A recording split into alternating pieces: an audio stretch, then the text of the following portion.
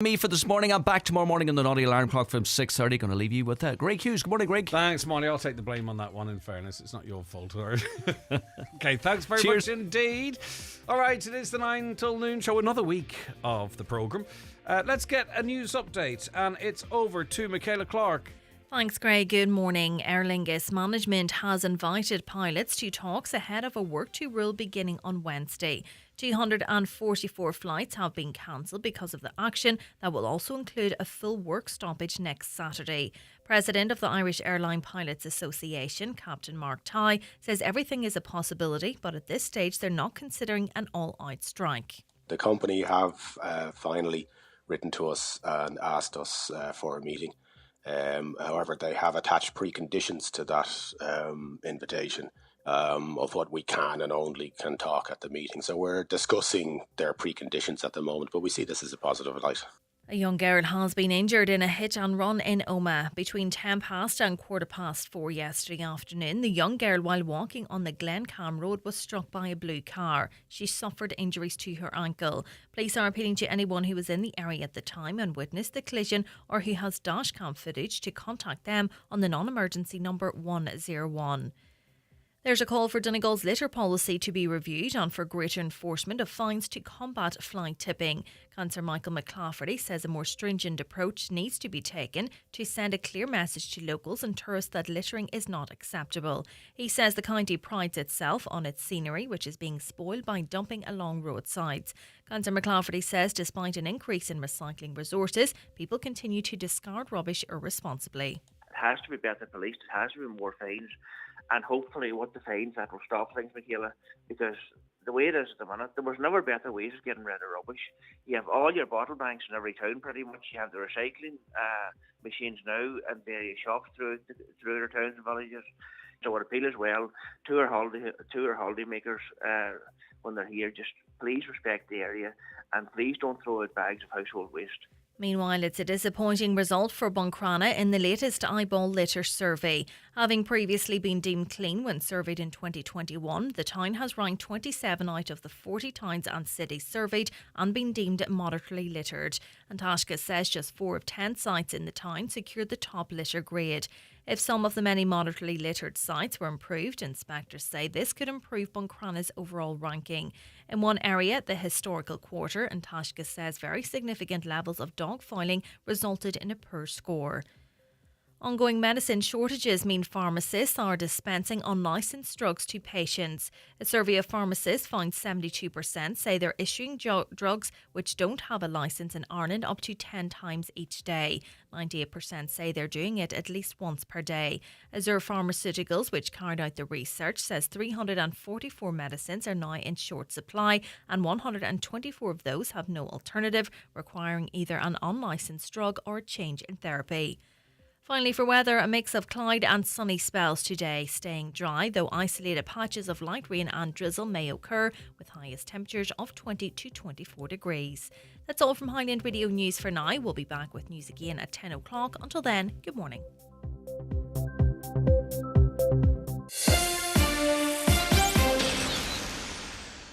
Instagram has family tools that help your family have a safer, healthier experience on the app. When teenagers set up their Instagram profile, default private accounts ensure that what they post stays private to them and their followers. Selecting a daily time limit helps your teenager keep healthy habits on the app. And by setting up supervision together, you gain more insight into who they're following. Learn more about these and other family tools at instagram.com/familytools. And now it's time for the talk of the Northwest, the 9 to noon show with Greg Hughes on Highland Radio. Hello and a very good morning to you. Very welcome along to another week of the 9 till noon show. It is Monday the 24th of June, 4 minutes past 9. How was your weekend? What a weekend. It was a busy one. Around the county. I learned a very valuable lesson, and if you watch the show you'll learn what that is. Always check that your sunscreen is in date, because I went out fishing yesterday and I got a awful scalding. But anyway, that's my piece of advice for this morning, as maybe we look towards some better weather as the week wears on. Did you enjoy the rally? Did you have fun? Great football on the TV? What else did you do? Let us know. 086 60 25,000. WhatsApps and texts to that number. Or give us a call on 074 91 25,000. And if you want to email the show, it is comments@highlandradio.com. And if it suits you to watch the programme, maybe now the children are off, you have a little bit more time, you're in the house, whatever the situation may be, you can fire up your smart TV, go to the YouTube app, type in Highland Radio Ireland. You can do that on your Fire Stick as well, and we're also on Facebook, Highland Hub, Highland News and Sport. The Donegal News this morning: thousands of rally enthusiasts descended on the county at the weekend for what has been described as the jewel of the crown in Irish motorsport. The Donegal International Rally is one of the biggest annual events in the motorsport calendar and attracts people not only from across Ireland but internationally, with this year's rally seeing a record number of entries. Donegal International Rally PRO Keith Glendinning put this down to the successful start of the Inishowen stages. I have to commend the people of Inishowen for the warm welcome, the support, Mr. Glendinning told the Donegal News. And the Gardaí branded the event a success as well, praised the majority of people who visited our county or who moved around the county for the most part behaving themselves. Look, I drove through Letterkenny on Saturday, and I have to say that there was lots of cars, lots of noise, but lots of young people and not so young people just happy out and about. So there you go. By the way, just in case you are watching, so I'm not quite as red as the camera is making out it is, but as I say, please make sure your sunblock's in date. Right, the Derry News, record-breaking year for rail use in Derry. Derry's railway station has registered its highest ever passenger numbers, surpassing all of its previous records. Figures secured from TransLink show that a phenomenal 952,000 passengers passed through Derry's rail station across 23-24. This represents an increase of almost 250,000 journeys versus the previous 12 months, which itself was a record year and amounts to a 32% year-on-year rise. I wonder what our figures would be in Donegal if we had that option. That's almost 1 million. Very, very impressive indeed. Just in case you have your Revolut card or what have you, I know I've spoken to people in the past on this programme that I find Revolut to be secure, but it's the way I use it. So if I'm using Revolut, I transfer some money into Revolut, like 50s, that kind of stuff. And the security I find from that is, if God forbid I were to lose the card or if I was scammed, the maximum that can be taken from it is the maximum that I have in it, and it's normally very low. That being said, between scams and other stuff, people have lost thousands of euro from Revolut, and from speaking to people on this programme, it can really be quite difficult to get your money back or to get any success. And that's why this story interested me in the Irish Independent. Digital bank Revolut has insisted it is not snubbing its customers who report having money scammed from their accounts, and has denied that its systems are being hacked. The comments come after the paper presented the fast-growing fintech with another batch of cases of customers who've been in contact with it after their accounts were fraudulently accessed and had money stolen. One cybersecurity expert who said he never responds to scam texts and emails had more than €5,000 taken from his account when he was in bed and not using his phone. He insisted he did not authorise the payment. Revolut refused to refund him but relented when contacted by this publication. Other people have received calls whereby it's very complex, that you get two callers effectively, one from your bank, AIB, Bank of Ireland, whatever it might be, and one from Revolut, and they work together to scam people, and they are very, very convincing. Earlier this month, the Irish Independent queried a number of cases with Revolut where its customers experienced fraudulent activity or had their accounts shut down without explanation. In response to the latest bunch of cases, Revolut said it had taken a second look at them and engaged directly with the customer. Now, what I've found is that people who've contacted us say that they struggle to get any satisfaction. Let us know if you're affected by that or want anything to say or have anything to say on that issue there. The Irish Times this morning, firmly established as the big two issues in our snapshot polling service, immigration and housing remain centre stage in June. Immigration remains the leading concern for the second month in succession and for the fourth time this year. Each monthly snapshot poll conducted by the Irish Times by Ipsos B&A canvassed the opinions of 1,000 Irish adults, asking what they have seen or heard about the government that makes them think the country is moving in the right direction or wrong direction. All answers are recorded verbatim and later coded into answers categories. Almost half of respondents in this month's poll mention either immigration or housing. So that's, I mean, whilst they are the biggest issues, only half that respond to the poll suggest they are the two biggest issues for them. These crowd out all other issues and were clearly prominent in voters' minds as they cast their votes in the local and European elections. I read a study over the weekend that showed that actually that this doesn't help anyone looking to get on the property ladder or what have you, but when you take the average wage, and the average wage can be quite misleading at times too, of course, because there are such disparities dependent on where you are in the country, that Ireland is one of the most affordable places to build or purchase a house. But as I say, that's a survey. That's not the lived experience of many out there today. More disruption for Aer Lingus passengers, potentially. The Irish Daily Mail reports this, as do other papers. The industrial dispute between Aer Lingus and its pilots took a turn for the worse yesterday, as senior union reps accused the airline of trying to intimidate staff over sick leave. For 5 days, starting on Wednesday, 250 flights will be cancelled due to a strict work-to-rule action. Irish Airline Pilots Association representatives have said Aer Lingus has become very aggressive with the union during the negotiations after IALPA's announced an 8-hour strike next Saturday. The airline announced then it was cancelling 120 flights on Saturday alone. In a statement issued over the weekend, Aer Lingus said following IALPA's escalation of the industrial action by announcing an 8-hour strike by pilots on Saturday, Aer Lingus has had to cancel 120 flights on that day. And I'm sure there are people listening to the programme today very keen for a resolution that will probably affect them. I hope it doesn't, but you know, it's inevitable. A woman who was viciously assaulted by her former soldier husband says she hopes to take a stand with brave survivor Natasha O'Brien to stop future attacks. Maeve McLaughlin Doyle, who was brutally assaulted by her now former Garda and ex-Defence Forces member Mark Doyle, says she'd like to make a stand together with Natasha. She was speaking after disgraced soldier Cathal Crotty was last week given a fully suspended sentence for a horrific attack on Natasha in Limerick. I'm sure many of you are familiar with that story. Maeve said, I'm hoping I can get together with Natasha and a few other women and maybe we can make some sort of a stand together. I want to contact Natasha, as I know all too well, as a victim trying to navigate both the civil and the criminal system and how restricting and disheartening it can be to the victim. And, you know, really worrying story this, because if you listen to the judge's comments after... during the sentencing, where this fella got a 3-year suspended sentence, fully suspended, and everything that was, all the mitigating circumstances were in favour of the person who not only attacked this woman, but also then boasted about it and used some really horrendous language that would indicate they didn't care less.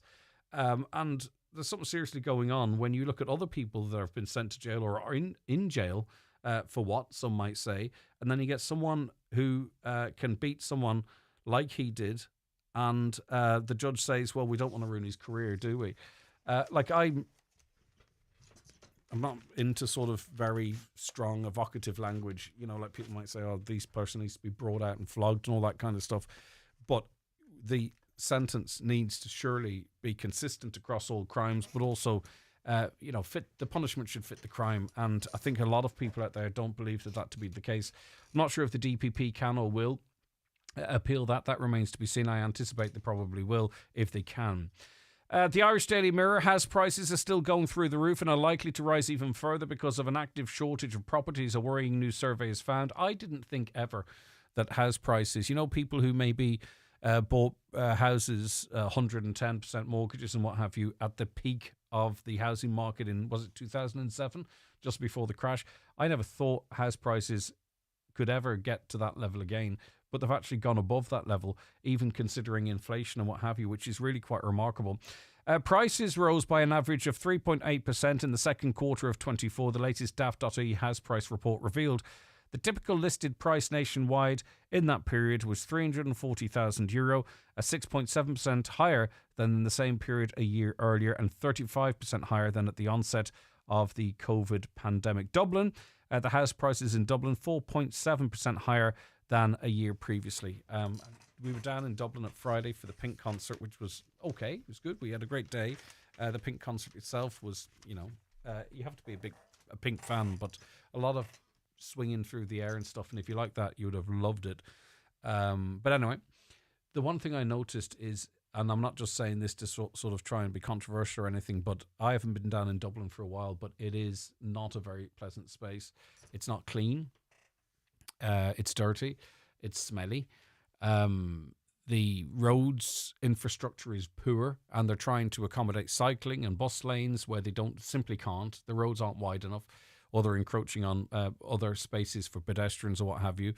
And I just thought it was chaos and not very pleasant at all. And I did note also too, and I didn't realise is that, even like sort of the shopping centre, a lot of businesses closed down during COVID, haven't reopened, and it's not really very, very nice, in my opinion. And as I say, I'm not saying that, like back in the day where Ivan Yates would sort of make jokes about Donegal and blah, there was a bit of poking the bear in that. I really don't mean that the way, I mean it in that way, but, if you view Ireland as a whole, Dublin is the capital, there is some serious work needs to be done on Dublin, I would suggest. Now, maybe people love Dublin and they're from Dublin, that's fine, but for me, I didn't really find it very pleasant at all. Very pleasant people I met, but just the infrastructure and the cleanliness, like bridges, that beautiful modern bridges that are absolutely filthy, that in any other major European city, they'd be power hosed or what have you. It just looks like... just looks run down. But anyway, back to RTE now, and this is a bizarre story because it seems to be expressing what Lottie Ryan is feeling, but they haven't actually seemingly spoke directly to her. It's in the Irish Sun. RTE has been accused of disrespecting the name of the late Jerry Ryan by badly treating his DJ daughter Lottie. That paragraph in itself sounds a bit weird to me because Lottie's a fully grown adult with a family. But anyway, the Irish Sun can reveal Jerry's girl feels betrayed after being told she's being axed just a month after she took over the drive time show from the two Johnnies. The paper reveals that the 38-year-old will be replaced by TikTok lip sync star Kaylee Trapp, 28, as early as this Friday. Pals of Lottie say she is devastated and feels used. They claim 2FM deflected attention away from the two Johnnies' departure last month with the smokescreen that Dancing with the Star winner Lottie was finally being given her own show after 14 years with the station and would finally replace the duo in 2FM's most listened to show. Now, I don't really listen to 2FM very much. I do dip in and out of it. I think Lottie's obviously a lovely woman. I'm just not sure she could carry a show herself on that station. I don't know. They still need to do an awful lot of work down there. Right, 086 60 25,000. That is your WhatsApp and your text number. Or give us a call on 07491 25,000. What do you think of the draw Donegal to face Louth? I don't think we could have done much better than that, could we? Armagh will play Roscommon, which will be a good game. Dublin versus Galway should be another good game if Galway turn up. Kerry versus Derry. But the thing I noticed about this is we still don't know, are Donegal playing on the 29th, the Saturday, or the 30th, the Sunday? People have plans to make, don't they? And, maybe not hotels because it's like €850 for a family of four, or maybe childminding or whatever it might be. You think at this stage we should know which day Donegal is playing on. And also, too, the semi-finals, we don't know what the semi-final pairings might be because still teams have to avoid each other. So there was an awful lot of, not manipulation because that implies something else, but, this quarterfinals were manufactured. There was 3 stages, okay? So it was to keep teams apart that had played earlier, and I get that. Or do I get that? I don't know. And then in the semi-finals again, there's more efforts to make sure that people don't play each other again. So it's not an open draw. It's very structured. But anyway, what do you think? Donegal v Louth. What do you think of the weekend's action? What happened to Tyrone? What about Derry? Upsetting the odds. Beaten Mayo, written off by many. But they are through to the quarterfinals and could be on course for a fantastic season after being written off, or written up, then written off, and then now they're back. Any views on any of that, of course, and any of the any other weekend topics, let us know. I gave you the numbers. I won't repeat them again. Back after these. Daily newspapers are courtesy of Kelly Centra and Diner, Mountaintop Letterkenny, winner of Best Family Dining at the Highland Radio Hospitality Awards. Ladies, discover exceptional gynecology care at Greenview Medical Centre, Letterkenny. Dr. Eliana Castaneda, an obstetrics and gynecology consultant with over 20 years of compassionate patient-centred care, offers comprehensive gynecology exams, advanced fertility treatments, pelvic floor care and aesthetic medicine. To meet with Dr. Eliana, book now on greenviewmedicalcentre.ie or call 074 920 2070. Greenview Medical Centre, Letterkenny, a new health horizon. If you aren't quite ready to drive a full EV, you'll be going in the right direction with the Mazda CX-5. This SUV comes with fuel-saving Mazda M hybrid technology and a 6-year warranty you'll find across the entire Mazda range. Test drive the 242 Mazda range at McGinley Motors Mazda, Letterkenny. Mazda, crafted in Japan. Charge into summer with TUI. Choose from a beach, cruise or city break or Mexico flying direct from Dublin. Holiday sorted. TUI, live happy. Don't know if you know Alison Pat. Late 40s, couple of kids, been together 17 years. Never married, of course, but that's not a problem. Until something happens, and suddenly words like unmarried, inheritance, and substantial tax bill enter the equation. You never need proper estate planning. Until you do. That's why the experienced team at McElhenney & Associates are here to help. Find us online or call 074 917 5989. McElhenney & Associates Solicitors, Stranola. There's bingo every Monday night at Halfway House Burnfoot. Doors open 7:30 with eyes down at 8:30. €2,500 must go. The snowball is now €1,900 on 45 numbers or less. If you're not in, you can't win. That's Halfway House Bingo tonight at 8:30. If you need advice on what's best for coughs or colds, or what's best for sore throats or flu, just ask at your local Brennan's Pharmacy. If you need advice on the best vitamins and tonics to put a pep in your step, just ask at your local Brennan's Pharmacy. Whether it's about backaches, headaches or tummy aches, your Brennan's Pharmacy team can help. If you need advice from someone you trust, we're here for you at your local Brennan's Pharmacy, Buncrana, Clonmany and Creeslough. Do you need a UK address? Save hundreds of euros on custom charges shopping online with Spacehub Dairy. We provide a full virtual address mailbox service for all your business and personal use. Save hundreds, possibly thousands, on custom charges with Spacehub Dairy. Call 048 7187 8077 for more details. Now joined on the programme by Elaine Cole, who is from Letterkenny and living with multiple sclerosis, and also a patient spokesperson for the campaign with the Neurological Alliance of Ireland. Good morning to you. Thank you so much for joining me this morning. Elaine, how are you keeping? Okay, Greg, thank you very much for having me. No, it's good, and it's good to have you on, and good to get this issue raised as well. Right, you're calling on elected reps and the HSE to fully resource and provide an outpatient consultant neurology service at Letterkenny University Hospital. So what is the current situation as it stands? The neurologist has to travel from Sligo every 2 weeks to Letterkenny. And when we have to travel to Sligo to see them, like from Letterkenny, it's like 144 kilometres. And then if you're coming from Inishowen, it's 300, like up and down in the one day. And some people has to even travel to Dublin, up and down. And it really takes you're fatigued by the time you come home, even to get there, even, you know, you're just not yourself at all. And some people have to travel even further than Sligo. Oh, Dublin, yeah. Yeah. And is there a sort of a typical scenario in that how often you might need to see your consultant? Like, do you know how often you might be able to get to see them in Letterkenny versus having to travel to Sligo?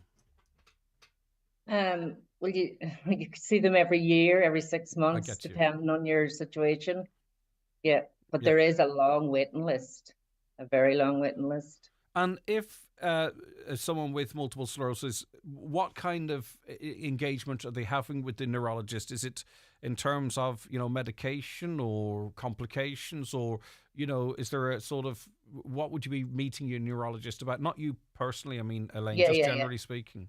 It's just with complications between you seen them like 6 months ago or a year ago, and what happens between the time you seen them and after 6 months, like in between, if you had any relapses or, if you had side effects from anything, Yeah. any falls or if you need anything.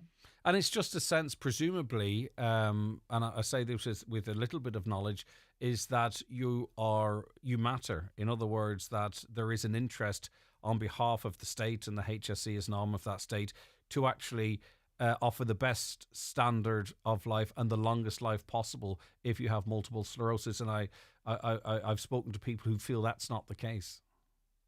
Sorry? I've spoken to people who feel really that they feel that maybe there's not a great interest in giving them the best and longest life as someone with multiple sclerosis. No, it isn't. I have it 17 years. And I travel between 5 different hospitals, from Sligo, Letterkenny, Manorhamilton, and two in Dublin. And it just takes 1 month, just take it. I had 3 appointments in 1 month. And it just takes you down, knocks you for cents, Yeah. Just fatigue. And public transport for you is not an option, so it's very inconvenient. Not an option at all. My husband has to take off work, take holiday days to take me there. It's awful because I don't drive myself because I can't, with my legs and my eyesight. Yeah, I get you. Yeah. And in the Neurological Alliance of Ireland, a lot of people from Donegal saying the same thing, Elaine. They are 100%, yes, and we really do need a neurologist in Letterkenny. Again, I don't want to sort of be part of speculation, but I was speaking to someone who reached out to me on social media who was very keen. They had a diagnosis of multiple sclerosis and was very keen to see a neurologist, but they were told that their multiple sclerosis was not advanced enough. Yeah, no, that was my reaction. I'm watching you here. And they were frustrated that, they would have thought, well, obviously you get me in as soon as you can and we get the right sort of treatment plan or what have you. Have you heard of anything like that, or is that just a one-off case from a person who I trust, by the way, that was in contact with me? No, well, I haven't heard that. I didn't hear. I never was felt that. Yep. No, that's neurologist. Okay. Yeah. All right. Yeah. Okay.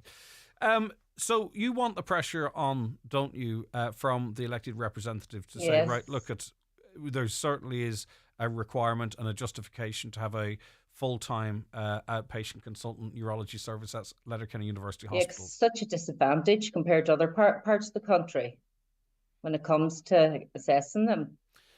Was there service in the past, Elaine, that's been watered down, or has it been like this for quite some time? Pardon my ignorance. Since I was diagnosed with MS 17 years ago, it's been like this. Wow. 17 years. Okay. Neurologist Kevin Murphy, that's just one of them. And he used to come down every 2 weeks, but I think he only comes once a month now because he's just under so much stress. Not stress, like so many Pressure. patients. Yeah, of course. Yeah, he's covering a massive area. It's unbelievable. So do you think, the majority of the time, do you have to travel outside of the county? Oh, yeah. Yeah. Okay. Well, listen, we'll make our inquiries, Elaine. Of course, there's lots of people who are elected. We're heading into a general election. Hopefully, those with influence hear you and make representations on behalf of all people living with multiple sclerosis in our county. Yeah, we set out to establish care reform. Patients have the right to access service closest to their homes. Yeah. And to elect representatives have the responsibility to see the promise through. All right, okay. Yeah. Have you anything else you want to add, Elaine, just before we wrap it up? No, I just really want to see all the TDs and county councillors out there getting this going, because we really need a neurologist in Letterkenny Hospital. Okay. Because it's just it's the people living with it feels, it's too much for them. Mm-hmm. It would nearly take on more symptoms. Traveling. Yeah, I know what you're saying. Yeah, the stress and strain of it. Stress of it. Yeah. Okay. We really need our government to make lifelong applications to living with neurological conditions that we need them to act now, not later. All right, well said, This is Elaine. 17 years I'm talking, Yeah, no, exactly. This is not something that came down the tracks a year No. or two ago or can be blamed on one thing or other.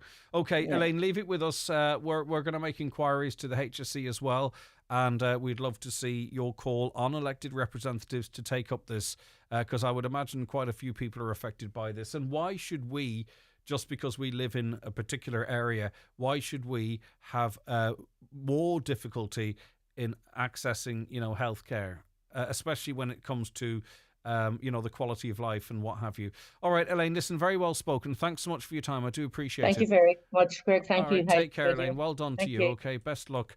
That is Elaine there. Now, I mentioned, by the way, just as it relates to the semi-finals of the All-Ireland, I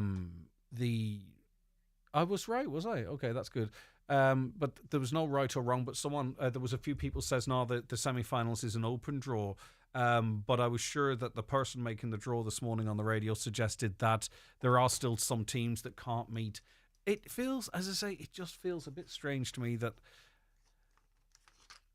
the draw's still being not manipulated, but it's not open anymore. But anyway, I'm enjoying the football, so I don't really mind some brilliant games at the weekend. A caller says, the Gardaí were nowhere to be seen last night when my parents called to report people from the rally kicking their front door in and throwing eggs at the house. Oh, horrendous, mindless stuff. Right, okay. I mean, obviously I can imagine they were really, really stretched. What I thought was really interesting as well too, over the weekend was a safety measure put in place to, I think it was used the Cullion Road. Is that what it's called, Caroline? The Cullion Road. They closed it to use it as a route for ambulances and fire services and all that kind of stuff. And I think it was really the right thing to do and fair play, because there'd have been an awful lot of criticism if they hadn't. But it's a terrible indictment, isn't it, of the tens of millions of euros spent on the 4 lanes, that the first big event after it officially opens, we actually have to dedicate a road that is not that road to allow ambulances and fire services through. Do you not think that's absolutely unbelievable? We've talked about access for vehicles to the hospital and stuff. I get that, right? But it was the fact that you actually have to not use the road that 10 or 15 million euro was spent on. And also, too, that road is bumper to bumper often. Is it that in some way, life is more important? I don't want to be evocative, but life is more important during a rally than it is when the rally's not on. So if you're admitting that you need to have a different route for emergency services when the town's busy, what do you do when the town's busy on a Friday? What do you do in a Northern Bank holiday? What do you do? You know what I mean? So it offers up questions as well as providing an answer for me there as well. What do you think about that? I haven't articulated it very well. It's probably the bloody sunburn, but anyway, I hope you know the point I'm trying to make.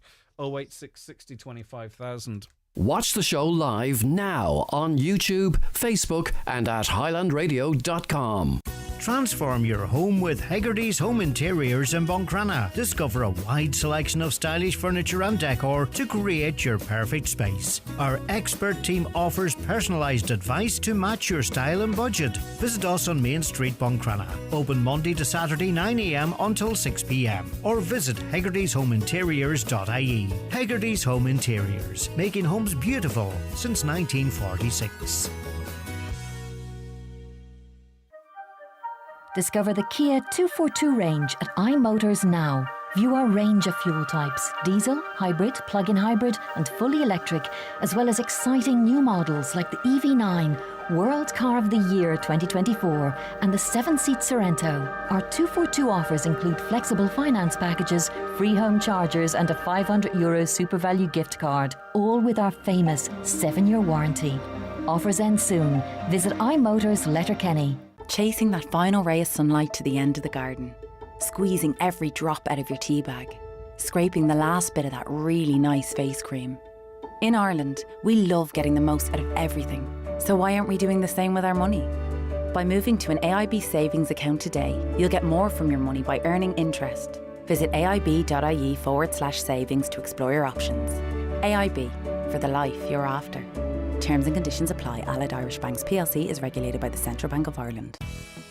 For over 125 years, Donegal Creamery's milk has been brought to you daily from our dairy at Crossroads, Killygordon, the longest established creamery in the region. By choosing Donegal Creamery's milk, you're supporting local jobs, local families, and over 200 dairy farming families across Donegal in doing what they do best. Producing delicious fresh milk daily. Donegal Creamery's milk. Donegal's milk since 1899. The Highland Radio Hoolie to Salou is getting closer. Join me, David James, and a host of Ireland's top artists for a week of fun in the sun. Staying for 7 nights in the stunning 4-star Sol Costa Jurado Hotel with non-stop entertainment morning, noon and night. But hurry, we only have a limited number of places available. Don't miss out on the holiday of a lifetime this September. To book, call Country Music Tours on 074 91 19 955. We'll see you in Salou. Now, I'm really interested if you are a multiple sclerosis patient or if you are in the family of someone with multiple sclerosis, to share your stories with us as it relates to access to services, because we do intend, of course, as we always do, to take this up with the HSE and the powers that be.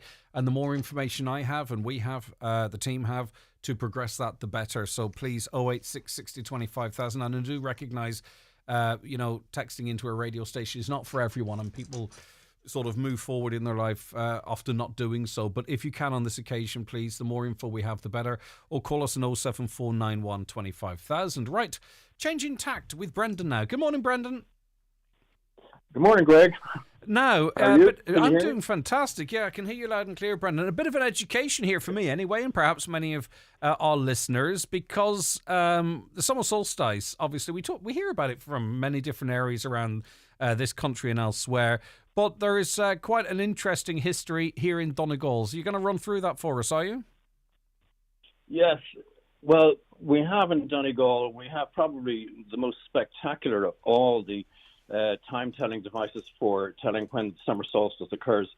The latest summer, or the latest sunset is actually the 23rd or the 24th of June every year. The earliest sunrise is probably about the 17th, 18th, or 19th. We're only talking about seconds apart, but the longest day is the longest period between these two events. Now, if you know where Mongurry Hill is, it's on the road from Letterkenny, the old road from Letterkenny to Raphoe, and going up by Mahraquin School there, Glenmaquin School, National School. That's a long, straight road if you look at it on the map, and you wonder, why is that road so long and straight? Well, if you go up along that road and you go to the highest point on it, up where the aerials are, and look back now at 10 o'clock, between 10 and 10:30 this evening, you will see the sun setting behind Muckish. And what does it do? It lights up the cairn on top of Muckish. And it makes sense as to why that cairn is there on top of Muckish. And so that sets the time for the year, for the rest of that whole area, because by lighting a fire then on Mongurry Hill, that time can be relayed to Croghan and Beltany and a host of other mountain tops around the areas where they will also light their fires. And that means that people know, okay, in this area, that's the time, this is the day, the longest day in the year, the latest sunset in the year, and now the days are going to get shorter again. So this is by design, not accident.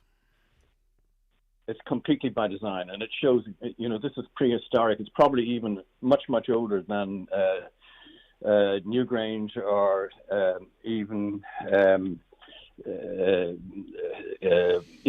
Newgrange particularly, I would say.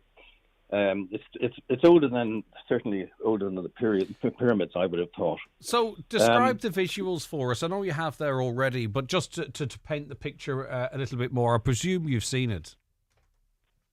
Yes, I have seen it, and I've been thinking about trying to relay this whole message to people in Donegal, because it's a fantastic spectacle. You go along that road from the school, Glenmaquin National School, up to in the direction of Raphoe. It's a long, straight road. this road looks, and then when you get to the highest point in that road, you look back. You'll know you're at the highest point because the aerials for all the mobile phones and things like that are all up on top of that hill. And just don't go up to where the aerials are. Just it's on the road you need to be because the road points you back. If you look back along that road towards Letterkenny, you're really looking north-northwest, you will see the sunset. Now, that's going to be between 10 o'clock maybe and 10:15.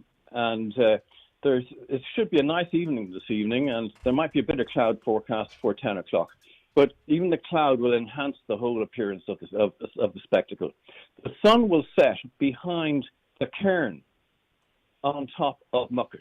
Now, a cairn is a pile of stones. Effectively, it's often used to mark a burial ground.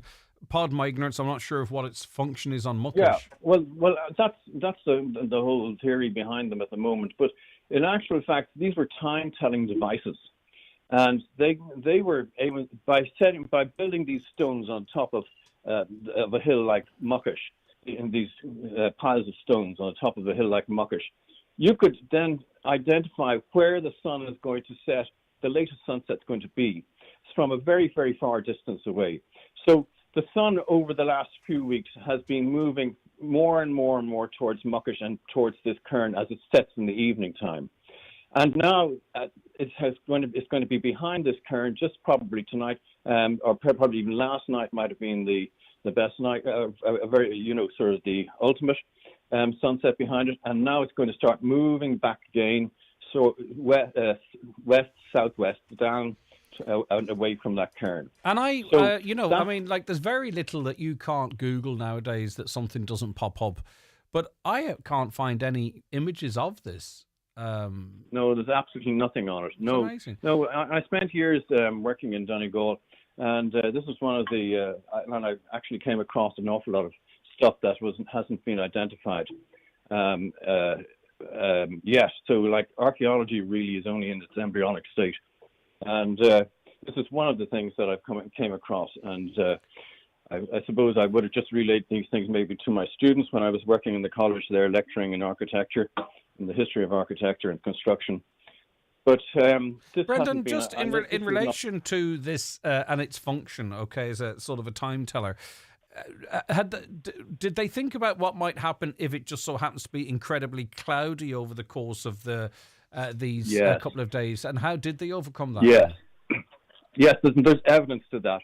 If you actually go to the top of Muckish and you go to the cairn, and then you go to the face of the cairn that faces southeast,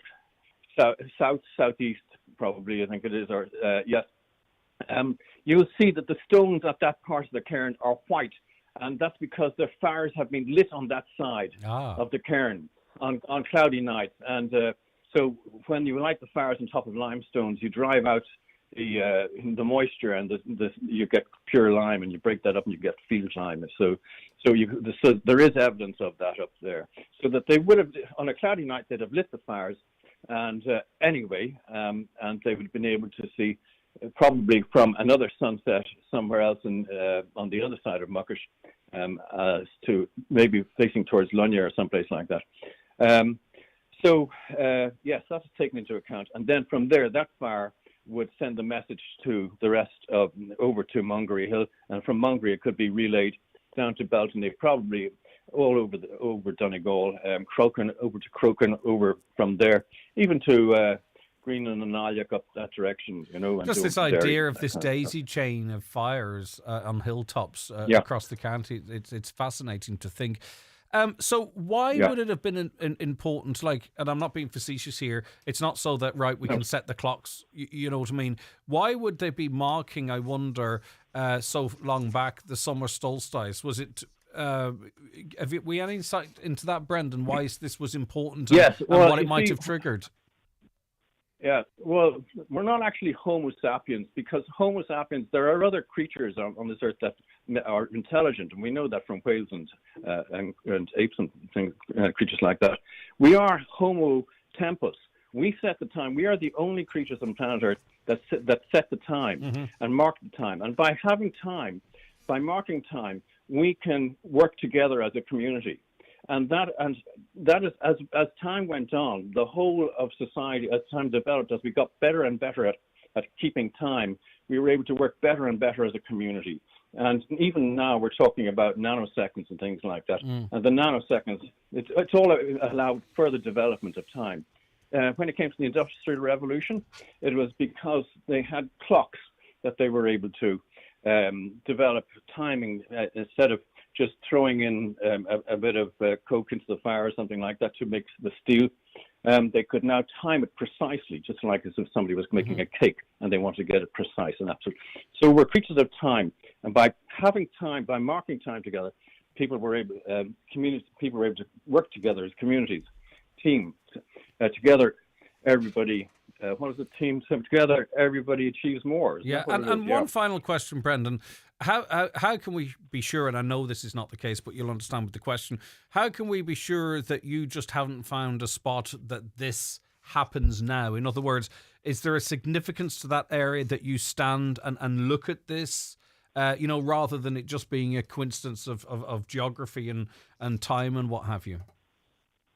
Well, you've got to ask the question, if you study the maps of Donegal, you've got to ask the question, why is it that some of these roads are straight and so long? There's another one down along by Drumskinny, and it's about 8 miles long, so it's straight as a die, just like this. And even in Letterkenny, where you are at the moment, the golf course road, that runs straight up and across through the top of, even to where the fire station There's another one was, off the Donegal Road as you exit Ballybofey as well. If you look, it's a road. It looks like the Romans built it. It's so long and straight. I'm not saying it's long the and scale straight. that you're talking of, but it seems significant. Well, the Druids. That's that one along the road to Ballybofey, if I remember right. I'm not sure, but that leads towards what is it? Barnesmore Gap, Bar and Ashmore, Bar the top of correct, the Ashmore, the long axis. So that's another place where the sun sets are measured there, but not for a different time of year, and probably for the solstice, for the spring solstice and the autumn solstice. So that's probably picking that one up. But so they measured time by these by putting the cairns up on top of the hills in the right places, and even in places like Gorda Herc and places like that, where there are cairns all over the hills there, and it was because of those cairns that they were able to set the times and agree the time together, and so people could get up, do their shopping together, do their work together, go to bed together, and that kind of stuff. Fascinating, Brendan. I really enjoyed that. Thank you very much indeed. Keep us in mind with any other tidbits, if you don't mind, because obviously you've a great love of Donegal. You're from Fermanagh originally, but worked up here, yeah? Oh yeah, 25 years up there in Letterkenny. Loved it.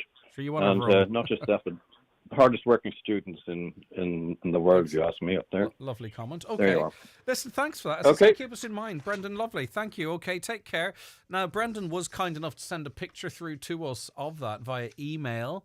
I'll get that picture and we'll post it on our social media, or I'll throw it up on the screen here if you're watching the show during an ad break. And as I say, pardon me if I look like I am a lobster.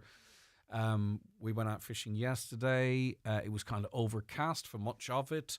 I grabbed sunscreen. Apparently the sunscreen was out of date, because here I am, burnt to a cinder. So my apologies. And well, it is what it is, but a lesson learned, no doubt. Unfortunately, it's taken twice to learn this lesson. But anyway, sorry, what was I saying? Yes, I'll get that picture and we'll throw it up on the screen during the next couple of ad breaks.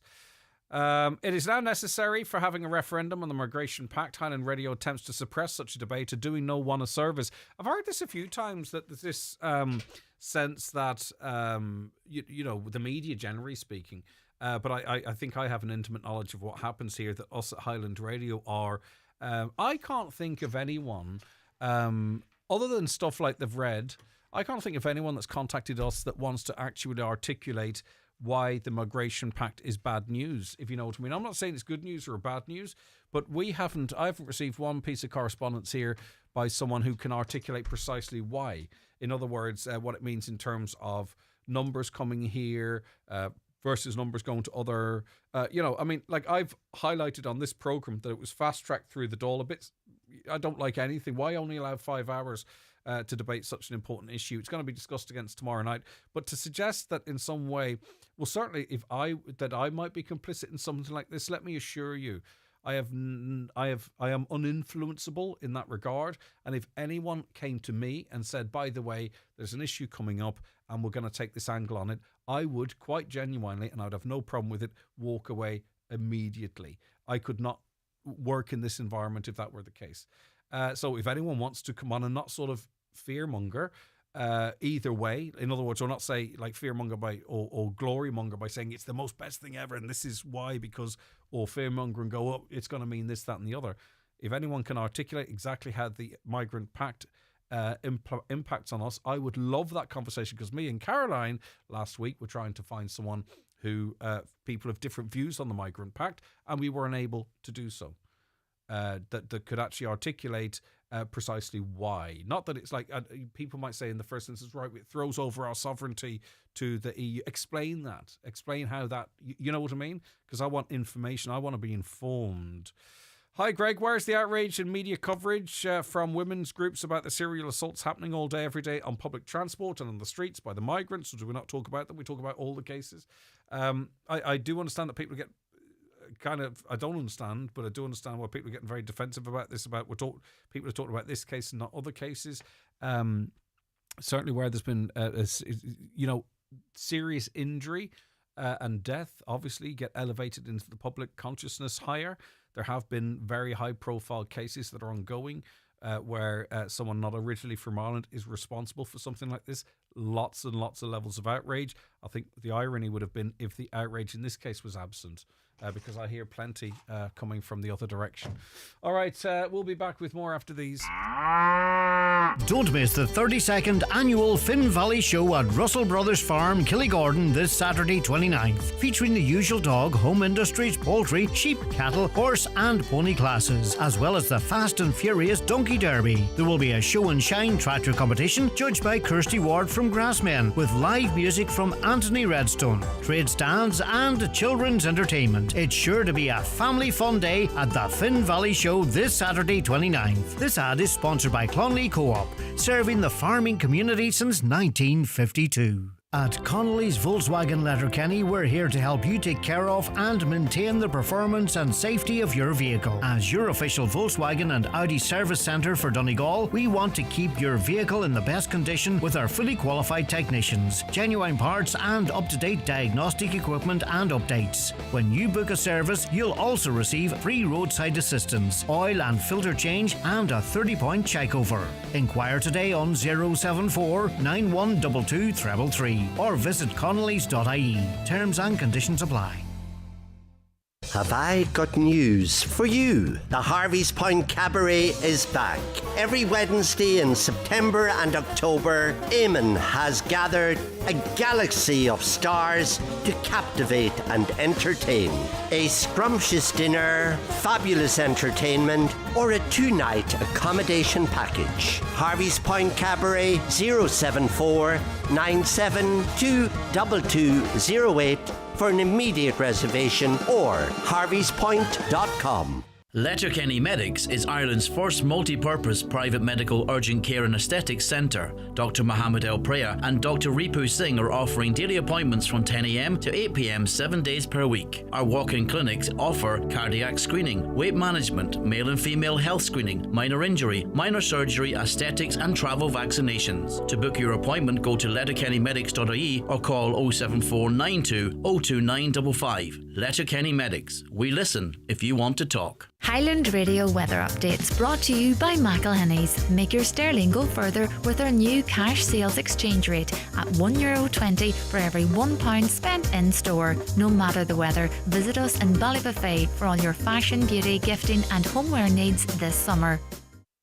Okay, let's look at the weather forecast now, and we'll see. Here it is. A mix of cloud and sunny spells today, staying dry for most, though isolated patches of light rain or drizzle will occur. Warm temperatures 20 to 24 degrees in light southwest winds, some rain developing in the evening, though they were forecasting southwest winds yesterday for the northwest, and I can tell you the winds weren't southwest, but anyway. Right, moving on. And a man in his 40s, as we've learned, died Very tragically and sadly, after getting into difficulty at a scuba diving event in Donegal at the weekend, another man in his 60s was airlifted to hospital in Galway. Both men were taken from the water near the pier in Teelan, which is just outside Killybegs. The Cathaoirleach of Donegal County Council is Independent Councillor Niamh Kennedy. Niamh, thanks for your time this morning, and very, very sad news emerging over the weekend. Yeah, absolutely. Good morning, Greg. Yeah, sincere sympathy and condolences to the family of that man who lost his life tragically in Teelan. Very, very upsetting for everybody, for all of his crew, all of the emergency services and everybody that pulled so strongly together to ensure that that they were rescued fairly quickly. Unfortunately, he just wasn't going to make it. It's just very, very sad. And to the other gentleman, I hope he has a very speedy and full recovery. The community is just shocked, and all of the colleagues obviously are going through a very traumatic time at the moment. So our thoughts are with them all. Okay, indeed, and we'll join with you in that regard. And we'd invited you on to speak this morning ahead of that tragic news. And congratulations to you on being elected Cathaoirleach of Donegal County Council. What a whirlwind couple of weeks, isn't it, from sort of having prepared a concession speech, if you could call it that. I think I heard you mention that to Donna Marie at one point, to now being the first citizen of the county. It's I think that really is what you might define as a roller coaster. Absolutely, it's a huge honour, and yes, it had been a very difficult time. It was quite an experience, and thankfully the system, the political system has worked. The democracy is fantastic, and we work very, very well together. Yeah, you're correct. On the Sunday I had the speech written, I didn't think I was going to make it, and gladly I did, and thankfully I would have been. My number twos came out from all over the municipal district, so that really helped me earn the title and to be third elected and to pass the quota, exceed the quota, was quite an achievement, considering that there was 4 or 5 of us actually from the Killybegs area. Yeah, it was a very tight field for you, wasn't it, in that particular area, and popular candidates as well. But as you say, people might want to pitch for them, but they also saw the value in what you've been doing and gave you their second preference. And one of only 4 women ever elected to the chair of our county in 125 years. That in and of itself too is a remarkable achievement, I think. I mean, we should be getting to a point where it's not a surprise, right? But unfortunately we're at a point whereby it is notable still. Well, it is, and it's shocking really, and to think that there are only 3 of us elected this term again, and 19 of us did run. How we're going to manage this going forward, I don't know. I just think people need to be maybe more aware of that gender balance and maybe consider a woman, not because she's a woman, but because she's a good candidate, and that you need to look at the history and what they do and all of the work that is going on. So I'm all for gender balance. I think that's a really good thing, but I also feel that you need to be a good worker yourself as well. There's no point in putting someone forward just for the sake of it. That wouldn't be right either. All right, listen, I would love a longer conversation with you, but still wanted to recognise your achievement. I'm sure we'll speak plenty in the year ahead. But for now, Niamh Kennedy, thank you very much for your time. Niamh Kennedy there, Cathaoirleach of Donegal County Council. Back with more after the news and obituary notices. Find the sunshine at McElhenny's and Ballybuffet. Shop in store and discover thousands of discounted lines with at least 20% off. Purchase any eligible discounted product with the sunshine on it to be in with a chance of winning a holiday worth €1,500 in collaboration with Atlantic Travel Letterkenny. Don't miss out. Visit us in store at McElhenny's Ballybuffet and find your sunshine. At Vodafone, we've just been awarded Ireland's best mobile network for the 9th year in a row. It's because we're committed 24/7 to making it the best network for you, so you can rely on Vodafone for the important things, like Sunday video calls with your best friend, staying in touch with the things that really matter in the family group text, or watching a 24/7 live stream of penguins at the San Diego Zoo. Go on, you want to. Vodafone. Together we can. Certified by Umlaut. See Vodafone.ie for terms. Experience total relaxation in the spa at Orchids at the Holyrood Hotel, Bundoran. Recently awarded Best Hotel Spa Getaway at the RSVP Spa Awards. Enjoy luxury spa baths, revitalising facials, rejuvenating massages, pampering body treatments, outdoor hot tub and tranquil Japanese garden. Visit on a luxury spa day, pop in for some me time or buy the perfect present with a gift voucher. Relax and let the spa at Orchids transport you to another world. See holyroodhotel.com. There are now even more reasons to drive home the fully electric Volvo EX30, our smallest ever SUV. Order during our Volvo Midsummer event and your EX30 will come with €500 towards a home charger, €500 towards insurance, a 4-year service plan and a low finance rate. Visit McGinley Motors between the 22nd and 29th of June to avail of our limited time offer. Volvo EX30, small SUV, big deal. Terms and conditions apply. If you need an eye test, look no further than Louis Walsh Opticians. Letterkenny's longest established opticians are delighted to welcome patients new and old to their state-of-the-art practice in the Courtyard Shopping Centre. Their latest technology includes a 3D OCT retinal camera which assesses the health of your eyes in minutes. Private, medical card and PRSI patients welcome. Call 91 21000 to arrange your eye test. Louis Walsh Opticians, Letterkenny. Your vision, our focus. Live, on air, online and on the Highland Radio app. This is Highland Radio News. Good morning, I'm Michaela Clark with the news at 10 o'clock. The HSE is facing mounting pressure to deliver a dedicated neurology service at Letterkenny University Hospital. An outreach service is currently provided at the hospital, with patients then also forced to make the round trip to Sligo to see a consultant. Health Minister Stephen Donnelly says he expects the results of a review of the service in Letterkenny to be available in September. The Neurological Alliance of Ireland earlier this year launched a campaign calling for improved services at 5 regional hospitals, including Letterkenny. Elaine Cole, who lives with MS, is a patient spokesperson for the group. On the 9 till noon show a short time ago, she called on elected public representatives to get behind the campaign. I just really want to see all the TDs and county councillors out there getting this going, because we really need a neurologist in Letterkenny Hospital. Okay. Because it's just it's the people living with it feels, it's too much for them. Really need our government to make lifelong applications to living with neurological conditions, that we need them to act now, not later. Ireland's nomination for EU Commissioner will be discussed by the coalition leaders this evening. It's widely anticipated the current Finance Minister, Michael McGrath, will be put forward for Cabinet approval tomorrow morning. As part of the coalition agreement, the Taoiseach will choose the nominee. While he wouldn't be drawn on speculation surrounding Minister McGrath, Micheál Martin says the candidate will be of high calibre. That's what counts, and that is the bottom line, and should be the bottom line in respect of the various portfolios that will be allocated, but also in terms of the broader agreements that are taking place at European level. I think that is a factor, and obviously we will continue engagements with our own MEPs, and there will be obviously discussions across the Parliament at a later stage. A young girl has been injured in a hit and run in Omagh. Between 10 past and 4:15 yesterday afternoon, the young girl, while walking on the Glencam Road, was struck by a blue car. She suffered injuries to her ankle. Police are appealing to anyone who was in the area at the time and witnessed the collision, or who has dashcam footage, to contact them on the non-emergency number 101.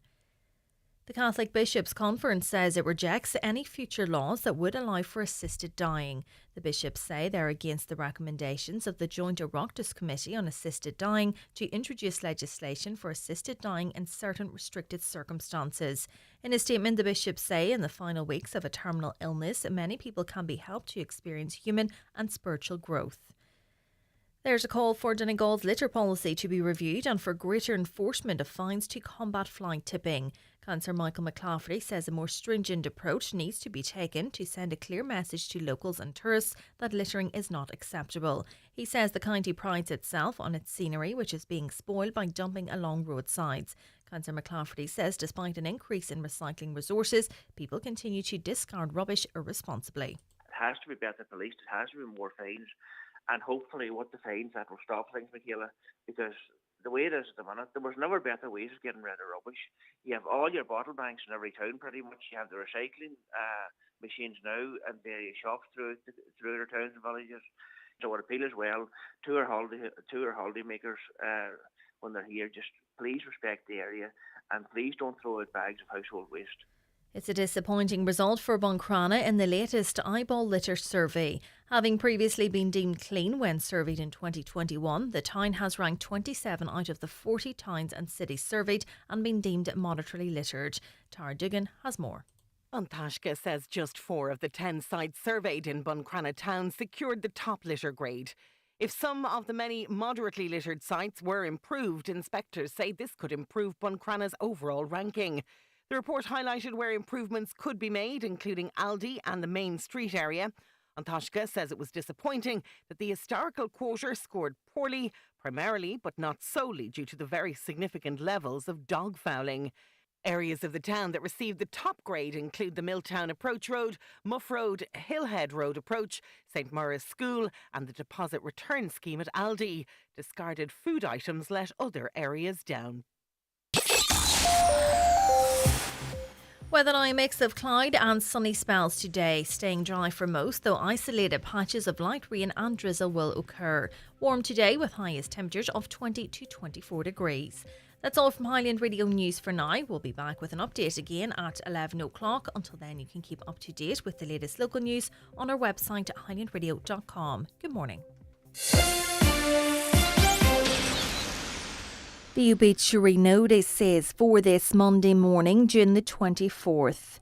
The death has taken place of Mary McBride, Clontala Downings. Her remains are reposing at her late residence.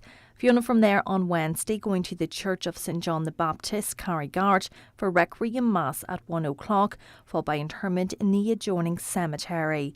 Family time from 10 o'clock to 11 o'clock and on the morning of the funeral.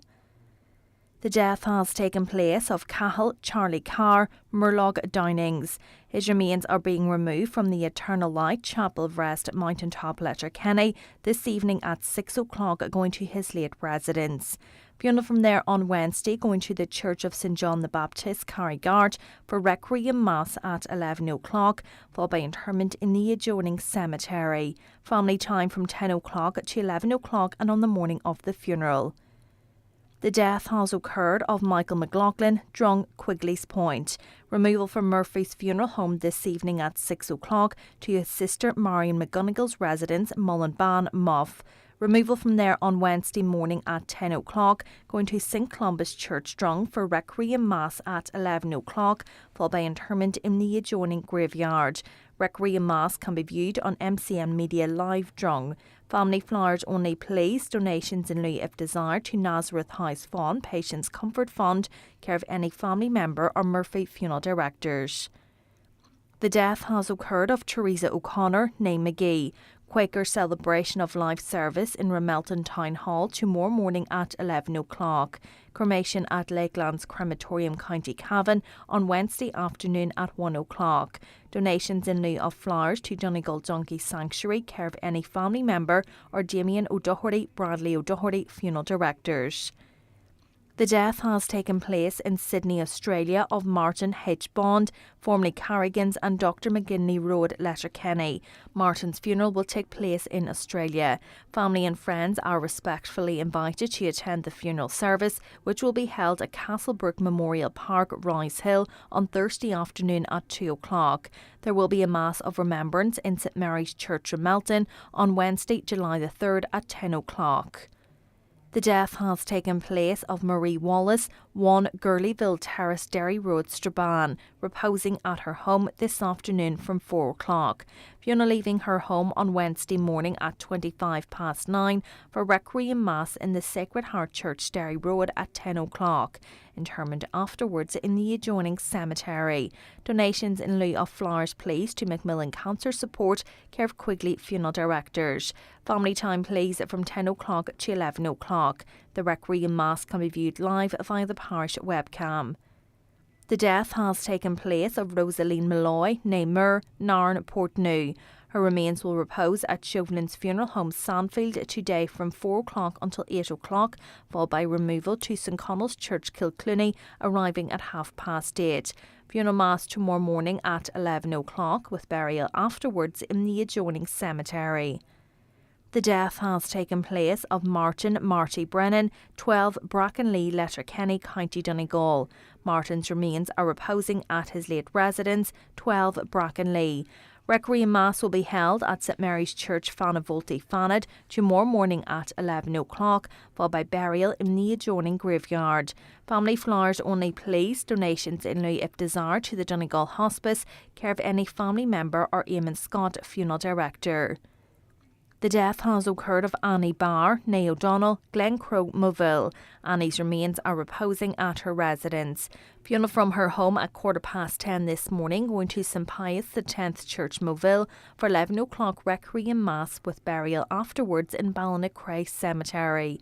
Funeral can be viewed on the parish webcam. And the death has occurred of Teresa Carolyn, née Dunleavy, Scribbly, Letterkenny, and formerly of Cork Clock, West Balmullet, County Mayo. Teresa's remains will arrive at St Junan's Cathedral, Letterkenny, this evening at 5:45 to repose overnight. Funeral Mass at 11 o'clock tomorrow morning, with cremation afterwards in Lakelands Crematorium, Cavan, at 4 o'clock. Funeral Mass can be viewed on the parish webcam. For family information and more details regarding wakes and funerals, please go to highlandradio.com. Highland Radio. If you're not with UNO Energy, chances are you're paying more than you need to for your electricity. As Ireland's newest energy provider, we offer Ireland's cheapest electricity rate, saving our customers up to €500 per year. So if you want to pay less for energy, simply pay a visit to unoenergy.ie and sign up for big savings with smaller bills. With UNO Energy, you just know. UNO Energy fixed discount rate EAB €1415. For T's and C's and rates, see unoenergy.ie. Suppliers' pricing may change.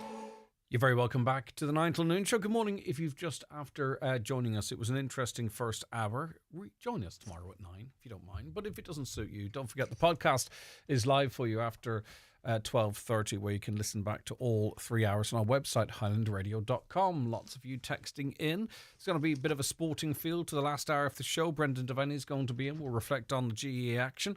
Look forward to the quarterfinals. And also, whilst there was good news for Donegal men, disappointing result for Donegal ladies yesterday. We'll cover all of it, of course, and then we'll hopefully, all things being equal, I'm pretty confident, have the winners of the Donegal International Rally in with us as well. Greg, can you find out who is going to repair the road that has been destroyed by rally cars at Knockalla Coast Road and other roads that have been scorched, etc., by so-called rally drivers? Visitors to the area are not aware of this type of damage. I notice a section of wall 2, I'm not sure if it's connected to the rally, at Loch Salt's been tossed as well. Greg, I have a question. Is there not a noise pollution law after 11 p.m. or something? I live in Gortley, and my God, the noise from cars until 4 or 5 a.m. every night over the weekend was beyond ridiculous. Revving, exhaust, backfire was horrendous. The Garda had to have heard it. We couldn't sleep here because of it. God help anyone who lived right beside where they were doing it. I noticed over the weekend a lot of people coming to the rally appeared to have been scammed and getting accommodation.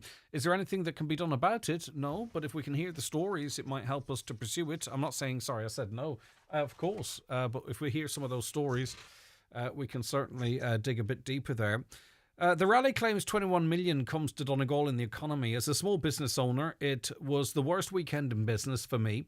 I ended up closing early, as did many others. I've spoken to other business owners who all agree with me. There is a lot of money in 21 million. Someone tell me who earns it, because it's not small business owners. There's a lot of deli food and petrol in the 21 million. I would say that, and a lot of booze as well, for sure. It's hard to know what the impact of it might be or where that it's divvied up. I was in hospital. Sorry, I'll come back to that. No, actually, I wanted to stick with health, so we'll do that. I was in hospital from last Sunday to Friday, and I received the best of care and attention. I was never in hospital before, and I have to say it was a good experience. Thanks to all the staff. That comes from Hugh Boner. Hugh, hope you're out now and doing well. Hi, Greg. I know someone away to Dublin today to see a consultant. This person has cancer. Will we ever have the services in Donegal to treat cancer? That comes in from Tony. Tony, I don't know, but from speaking to people high up in the HSE, they don't seem to really be too keen on providing those services to us here. In other words, the working theory seems to be that if you want the best of care, you have to travel for it for certain types of treatment. Large round bale in the middle of the road on the turn at Bradley Shop in Listillion. If you're on the road, be careful. It's there, I'm told. There are signal stones on top of many Donegal hills. What's that guy's name? Equinox is as important as solstice. His name's Brendan. He used to work at ATU from Fermanagh originally. We can try and get more contact details if there's a specific reason for you. Good morning, Greg. My father, Brendan, has MS for the last 22 years. He attends Dr. Murphy down in Sligo for treatment. Dr. Murphy in Letterkenny once a month, and my father attends there also, which has been the case for a while. Thank you. So yours is the same experiences that we heard in the first hour of the show. Looks like we are going to hear the usual positive spin on another weekend when Letterkenny was overwhelmed once again with thousands and thousands that had zero interest in watching a single stage of the rally. Public urination and defecation, littering, pollution, public intoxication, verbal abuse to locals and Gardaí. Well, the establishment profits greatly, pay for the clean-up. It's only a few days nonsense. It's not good enough. That comes in from Mick. And look, it's like, really, if you live around Croke Park or the Aviva Stadium or the Three Arena for that matter, but particularly Croke Park because it's more residential, you are going to get people that are not directly affected by it that think it's great to have this facility and it's great and the residents should be more forgiving of and allow more events and so on and so forth. But obviously if you are directly affected by it, if your street is closed, if people are going into your garden and having a wee, you're going to be very much against it. And it's the same up here. Obviously there are going to be people that are going to be negatively impacted by an event of such a scale. It does happen elsewhere. I'm sure Electric Picnic and all manner of events. But it's the balance between the benefits versus the negativities. I'm not sure where that balance lies. But morning, Greg. I just want to say that I noticed a massive difference this year in the way the town dealt with the rally. The large presence of Gardaí on the road everywhere around Letterkenny, not just in Letterkenny, from driving around the town, seeing car parks closed to keep the bulk of the souped up cars in one area of the town. Definitely want to praise the organisers for a very well organised event. I'd say there was plenty of money pumped into the area, says that listener. No, Greg, you hit the nail on the head about the 4 lanes for emergency services, the Cullion Road being used. That's them admitting that the road is not suitable for emergency services by doing that at the weekend time they sorted it out. It is my gut takeaway feeling, I have to say. Greg, it's a rare state of affairs when one judge will sentence Enoch Burke to jail for standing up for his rights and another will give a pardon for assault and battery on an innocent girl. Well, he never got a pardon. He got a fully suspended sentence, which, I mean, if he does anything wrong in the next 3 years, he is sent straight to jail. Enoch Burke is a difficult situation because Enoch Burke, and that case did come to mind, by the way, so please don't think I'm disregarding or disrespecting your text. Enoch Burke really ultimately is not complying with the court order, and we can argue back and forth, and everyone might have different opinions as to how we arrived at this point, but Enoch Burke still wants to be able to go to that school and he still wants to be able to stand outside that school, and he will not purge his contempt not contempt. He will not give a commitment to not go back to that school, which means he's in breach of that court order, and that's why he's in jail. So he could literally walk out this morning. As I say, we could argue back and forward as to the rights and wrongs of him not being able to go up and stand outside of that school or whatever it might be. But at the moment, he wants to still be able to go when school's on to Wilson's school. It is Wilson's, isn't it? The court prohibits that. He refuses to say he won't, and therefore he's still in jail. And this is where we're at now. But I do take the point. Judge needs to be retrained and put to task for making an awful attack on a human being even worse than it was. This judge has previous in relation to this. He did deliver a verdict, and again, it was in relation to someone who was in the army and didn't want to harm their career. But reading on, too many victims in court are treated like perpetrators, and when found innocent, see no justice as the real perps receive no consequences for their actions, just like this person who happens to be a soldier supposedly protecting Ireland. Hi, Greg. Welcome back. I was off on Friday. That's right. I took Friday off to go and see the Pink concert. Regarding inflation and housing, would you please see if you could get someone onto your show to explain the possible effects of the move away from the use of the US dollar and the euro by these countries joining BRICS? This will effectively reduce the value of our economy. I'm not sure they favour the euro either. I didn't look extensively into that, but I'm not sure the euro is their go-to alternative to the US dollar. But it's an interesting point and certainly something on a personal level I'd be interested in digging into a little bit deeper. Lottie Ryan, this person doesn't think they're a great broadcaster and says the only reason she's near that job is because of her father, nepotism at its best. I wouldn't say that, but just as a listener, because I know I'm on the radio, and I know, no one likes criticism. I don't really mind it myself, but anyway, it's just if you listen to a lot of the likes of the 2FM, it's just, they constantly call each other lads. I was listening a bit to the breakfast show, and it's lads, and all this kind of stuff. And there's a lot of these sort of, mid-Atlantic accents of all the presenters. I find it hard to distinguish against them.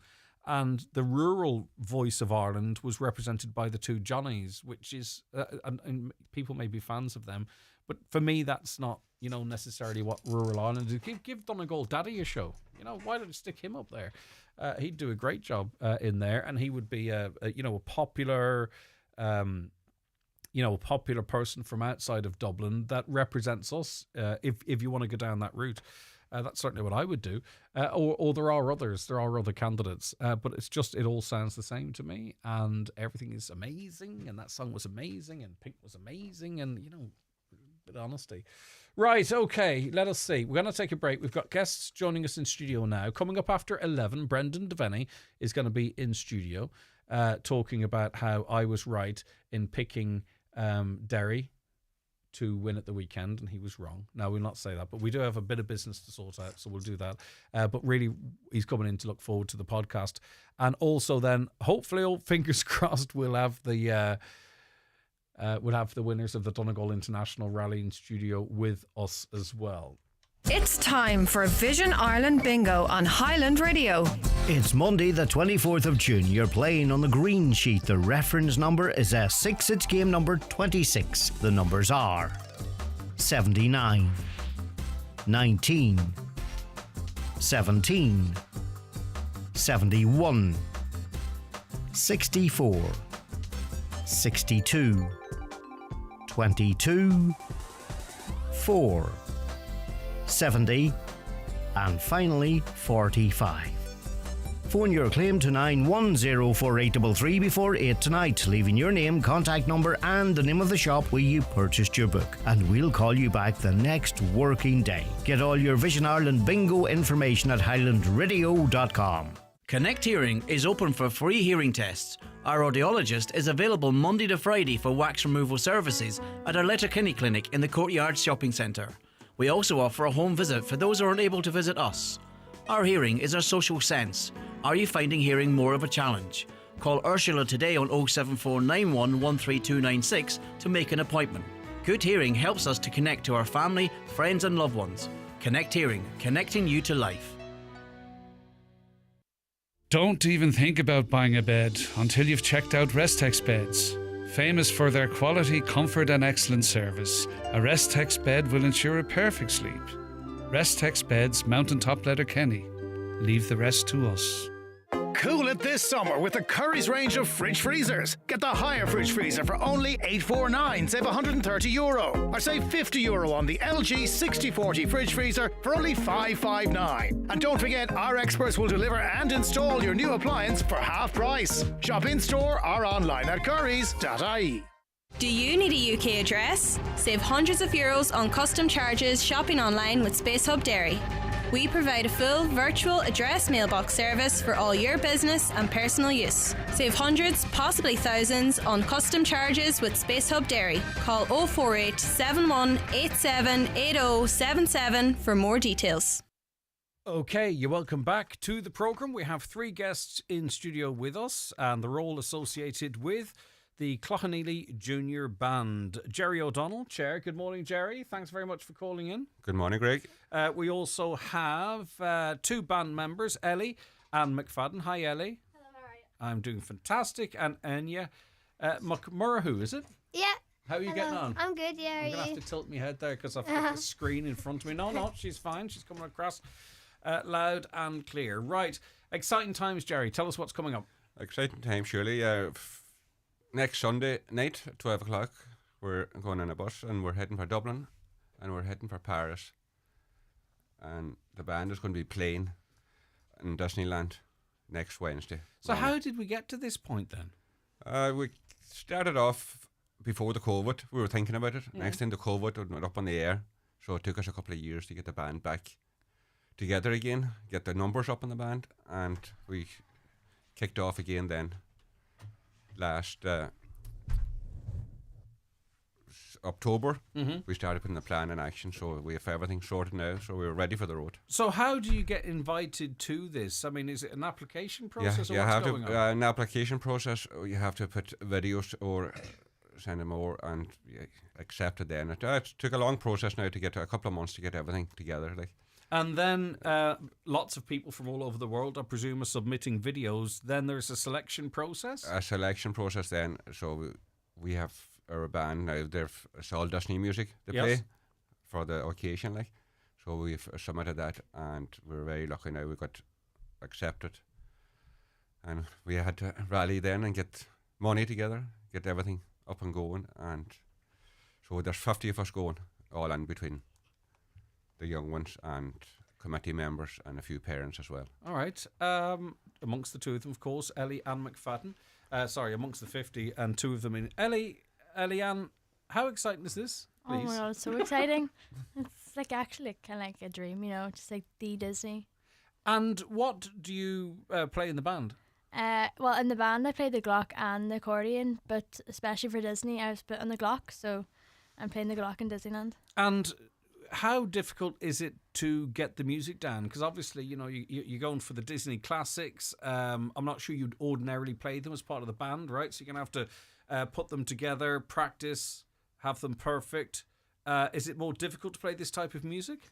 See, I don't know, because you grow up watching all the Disney films, so you're already used to the songs. The tones, the notes are in the back of the head and somewhere. Thanks to Con especially, because he just does the playlists, and so we just have to learn them then. Right, okay. And Enya, what do you do in the band? I play the button accordion. Right. And how long have you been doing that? Probably around 4 years now. And did you ever think that you would be playing the button accordion in Disneyland? No, I never would have imagined that. No. And yours is quite. I always think it amazing. The dexterity that's required to play your instrument. Are any of these songs particularly difficult for you, or you can take them in your stride? No, as Ellie-Ann said, we had them when we were younger, and all that stuff. You used to hearing them, but no, they're quite easy. Yeah. And Ellie-Ann, it's not all work, is it? Hopefully. Sorry? It's not all work. You'll be able to enjoy yourselves. It's a bit of crack, honestly. Yeah, but when you're over there. Oh, no, definitely. It's only so we're going to be marching for 20 minutes and then with a few stops. And then apart from that, we'll be around the park, around Paris. Just a bit of crack, really. And what are you particularly looking forward to? Obviously, the performance, right? Okay, yeah. So I'm not going to put you in a position there. But anything else that you're looking forward to? Well, obviously, the parade. It's like a dream, as I said. But going around Paris, seeing the Eiffel Tower, seeing the theme parks, all that stuff. Fantastic. What about you, Enya? Same question. What are you looking forward to? I'm looking forward to marching the band and going to see the castle and going around the park and Paris and all that stuff. It'll be really good It's crack. Be brilliant, isn't it? And the songs, do you sort of play a song and then stop and start the other, or are you doing them as a melody, or what's the plan?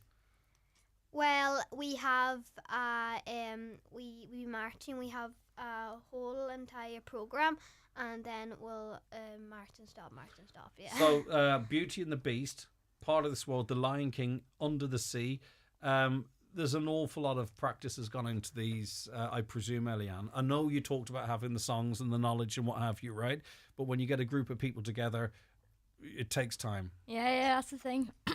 We started, I think it was October, or it was the start of the year anyway, and that's really been one of our main missions, along with the FLA, obviously. Just taking every practice, going over them and learning the tunes, especially this week anyway, lead up, have long, hard practices. Con's the music teacher, Con McFadden. Enya, what's he like? Oh, he's just absolutely amazing. Is he really? You can tell the he's truth, you know. Unbelievable. He's not a bit of a No, pain. he's class. I mean, he goes on a lot, doesn't he? No. No. Jerry, you know, like for 20 minutes, and it's 20 minutes of a lifetime. So much effort from these young people and those that work with them to make it happen. I mean, it's really quite remarkable, isn't it? How much they've worked on this. How much they worked on it. Even this weekend alone, like, well, we had a big practice there on Thursday evening, like, and then Saturday, then 10 o'clock to 2 on Saturday, and 10 o'clock, 1 o'clock then on a Sunday, like, and they gave it their all outside PCC marching. They know the length of the march out there, so they were trying to get it perfect so that every song, and they'd end up, whenever the march ends, they'd end up then. And this is part of a parade with other performers and stuff as well? Performances, one of the big parades that's on every day. Like, even that, to be part of that's amazing. Part of that, like, and getting all our gear out there. And that's, we have to a big thank you to our local contractor, Kevin Kearney. He's taking all the gear out in his van, like, out to Paris for us, so we don't have to worry about that. Well, we'll pack that away Sunday afternoon. And generally, people have had to help. How did you get the money together? Because I'm presuming there's a big expense to this. Big expense, I would say, all, and it's be around about 60,000. It's going to cost us a couple of days. Like, so, the children they paid so much towards it, and then we do our weekly lotto draw. We got a bit of a grant then from our local county councillors helped to get us that for the DFI grant, and then we got a grant then from. Who are you? Do you know the councillors off the top of your head? Michael Collum, John Hamish Ferry, and Michael O'Clafferty. Just the give three. them a mention. Give them a wee mention there. And if there's any businesses you want to mention, please don't worry about mentioning them or what have you. I know you've already mentioned one, but because we are of all of the one community. One community, and a great likes of James Anthony McGinley from McGinley Buses. Like, he's sponsored all jackets there for us there now. Like, nice. It's brilliant of him. Like, we never thought I asked him, and he said no problem at all. He said, you order up the jackets. What you call it, CM Embroidery from Crawley there. They done the jackets for us. They have all t-shirts, different t-shirts now, different colour t-shirts for every day we were out there in Paris. They were flat out this last couple of weeks getting everything ready for us, and it was a big undertaking. Fantastic. And so, are you happy with the outfits, Eliane? Yeah, they're colourful, so they're not just plain. Good. Yeah, but you're going to Paris, Disneyland Paris. You can't, You have to, you have to large it up a bit. And are you happy enough too? Yeah, very happy. They're great. All right. Do you know what's missing from this room, which I think is really quite strange? Your musical instruments. It's lovely to talk to you and all, but you could have banged out a tune for us. Yeah, we were on about that the way out. Actually, we were just singing the songs. Yeah, we were. You could sing a wee song for you, sure. Yeah. No, I'm only kidding. Eliane, that's not fair. I know. I'm sorry. Anya, did you actually want to sing, and now she's ruined it? Well. We're not. No, listen, come here. You save your voices for and your performance. So when are you heading out, Anya? We're heading out Sunday night. Wow, so exciting! And is it ferry? Is it is it ferrying out or flying out? We're flying from Dublin. We're lucky enough it's Ryanair, so hopefully everything will be in time. I wasn't even going to say. We're very lucky. We're very lucky. It's Ryanair out and in, so fingers crossed. All right, brilliant. Listen, it's obviously a proud day for the Clough-Neely Junior Band, but it's proud for all of us going out there representing Donegal. Anything I've missed that you want to mention, girls or Jerry? Yeah, well, I would like to thank the committee behind the scenes. Like, it's the hard work behind the scenes. The music teachers, Con and Karen, they worked so hard. They've made dreams come true, actually. They have, between the songs, putting everything together, like, and especially our treasurer, Laura Barrett, like, she's done some amount of work behind the scenes to paperwork and getting everything up and going and made sure all the boxes were ticked for it, So, it's just everybody involved. Brilliant. Well done, girls. Have a fantastic time, and you all get on really well. So it'll be lots of fun doing it with your friends as well, I'm sure. Yeah. And Eliane McFadden, thanks so much for calling in. Thank you very much. Enya McMorrow. Thank you. Good stuff. Fair play to you. And last but not least, of course, Jerry O'Donnell, and also Con McFadden, music teacher, called up. And there's another lady out there. That's Karen. That's our drill teacher. Drill teacher. So she's the one that makes sure everything's in order and. 1, 2, 3. Yeah. And you've timed out the distance and everything, I take it, have you? She has, yeah. Down to a T. Yeah, she's been doing her work. Brilliant stuff. Excellent. Listen, fantastic. Enjoy the trip. Make some fantastic memories. Who say you might end up going viral if someone videos it and pops it up on TikTok or what have you. But it's going to be brilliant, so enjoy it. Jerry O'Donnell, Chair, thanks so much of the Clough-Neely Junior Band. Thanks so much for calling in. Thank you very much, Greg. And also Eliane McFadden and Enya McMurray, who've done your family proud today as well, of course. Brilliant speakers. We wish you all the very best and have a fantastic time. Thank you very Thank you very much. Bye. Thank you. Watch the show live now on YouTube, Facebook, and at highlandradio.com. Coming this year to Dublin for the very first time. 71 shows completely sold out. Hamilton at the Bord Gáis Energy Theatre. Experience the revolutionary musical that's taken the world by storm.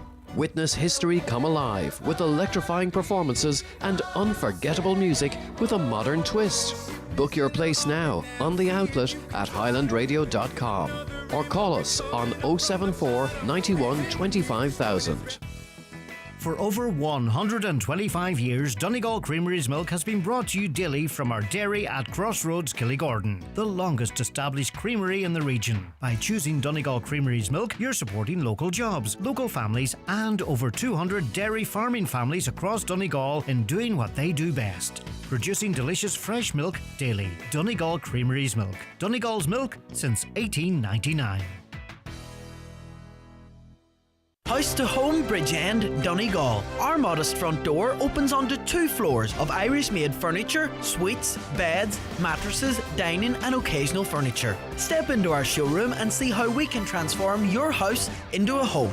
House to Home furniture, flooring, slide robes and interiors, Bridgend, Donegal. Don't miss the 32nd annual Finn Valley Show at Russell Brothers Farm, Killygordon this Saturday 29th, featuring the usual dog, home industries, poultry, sheep, cattle, horse and pony classes, as well as the Fast and Furious Donkey Derby. There will be a show and shine tractor competition judged by Kirsty Ward from Grassmen, with live music from Anthony Redstone, trade stands and children's entertainment. It's sure to be a family fun day at the Finn Valley Show this Saturday 29th. This ad is sponsored by Clonley Co-op, serving the farming community since 1952.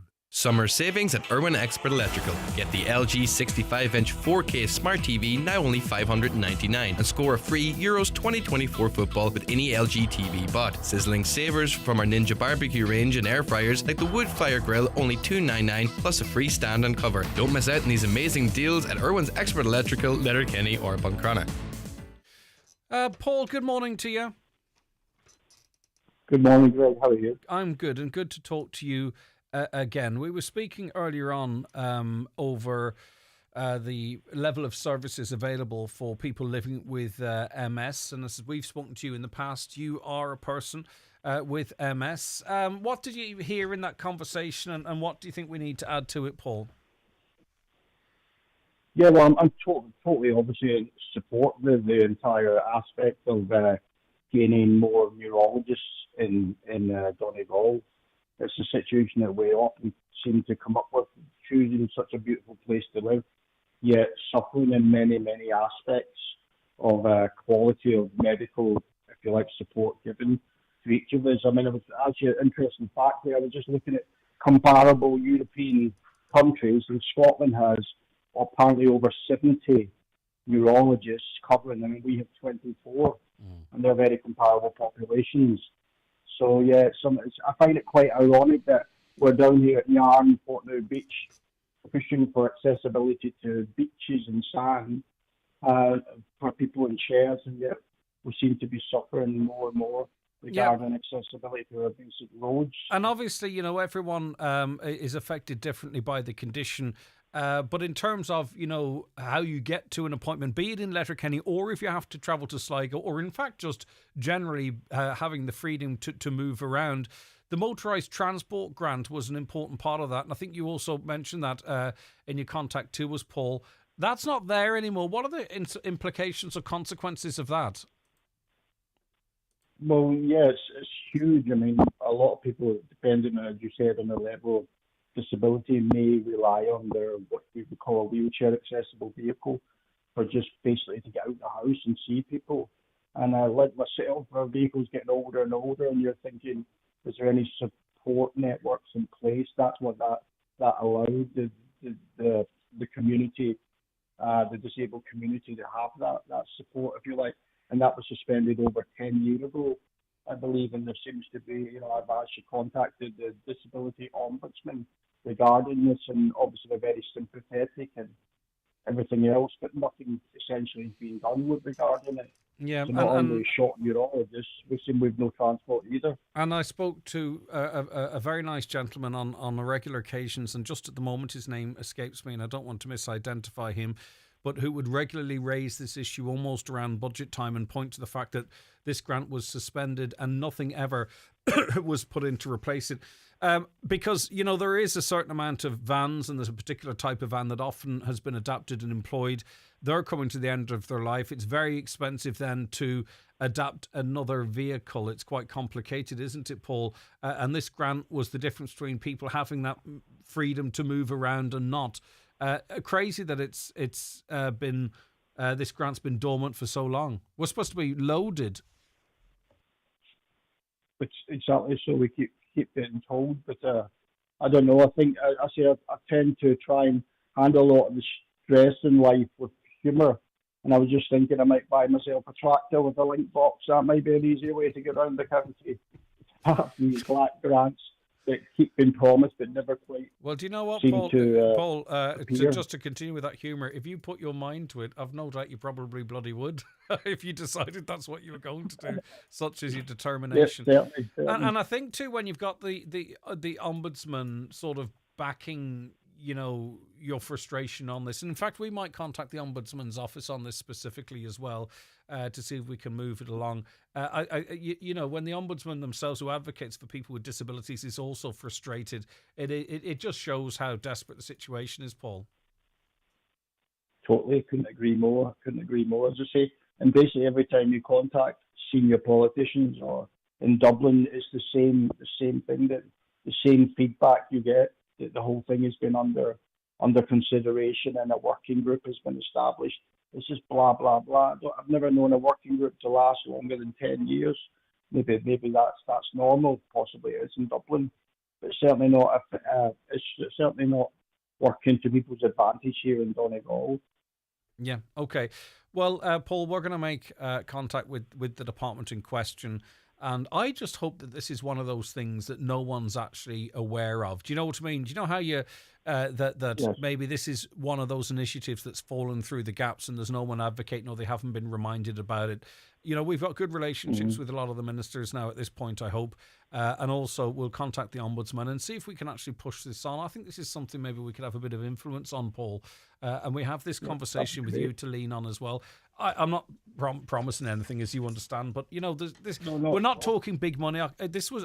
I found a figure on this not so long ago, and I can't remember what it was. And again, I don't want to misquote stuff, but we're not talking big money here. I believe it was 10 million actually was quoted. Oh, right, 10 million. Okay, sorry, I missed that. I believe the figure was 10 million. Well, there you go. You know because what I I mean? spoke to certain individuals and they said that the money had been ring-fenced. Yeah. That 10 million had been identified and ring-fenced for that purpose, but it's never quite reached fruition, if you like. Yeah, too, indeed. And also in the modified cars, I've seen insurance companies in the past, when those cars are sold between people who knew them, insurance companies actually wanting the receipts for the modification being done. So if you are modificating one or you have, make sure you have the receipts, because insurance companies can be quite funny on that if you don't.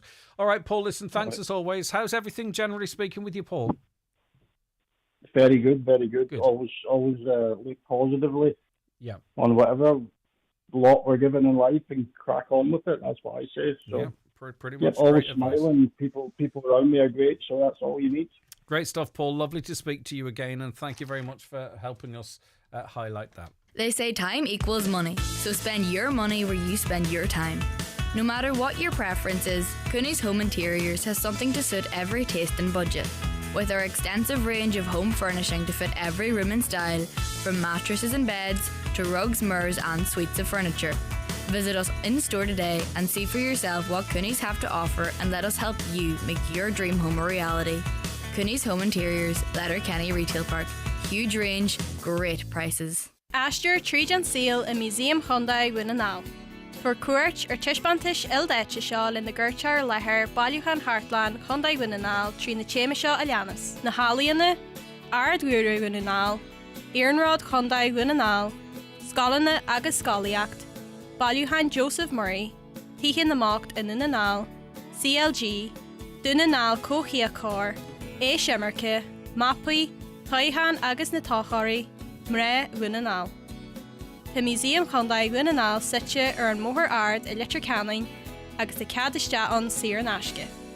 Curglia náid searta cethir, ní híon, dá cethir sé hí na trí, Seol rialfast chuig museum at donegalcoco.ie nó amsí na man hóisiiltamid.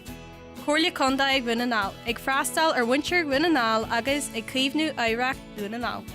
Charge into summer with TUI. Secure your holiday today with savings for families and adults flying from Dublin, Cork and Shannon. Holiday sorted. TUI. Live happy. Do you suffer from high cholesterol, menopause symptoms, digestive issues, anxiety, aches and pains, or a lack of energy? The highly trained team at The Natural Way Letterkenny can provide advice on natural remedies for a number of individual health issues. The Natural Way also has its own brand of herbal treatments to help fight fatigue, relieve digestive discomfort, maintain a healthy immune system and alleviate common menopause symptoms. The Natural Way at Letterkenny Shopping Centre, your one-stop health shop. Highland Radio weather updates with McElhenny's. Support local at McElhenny's. With 53 years experience in fashion, beauty and home, we're here for you. Plus, enjoy M-Card rewards when you shop in-store at McElhenny's Ballybuffet. So a mix of cloud and sunny spells today, staying dry for the most part though. There will be the odd isolated patch of light rain and drizzle.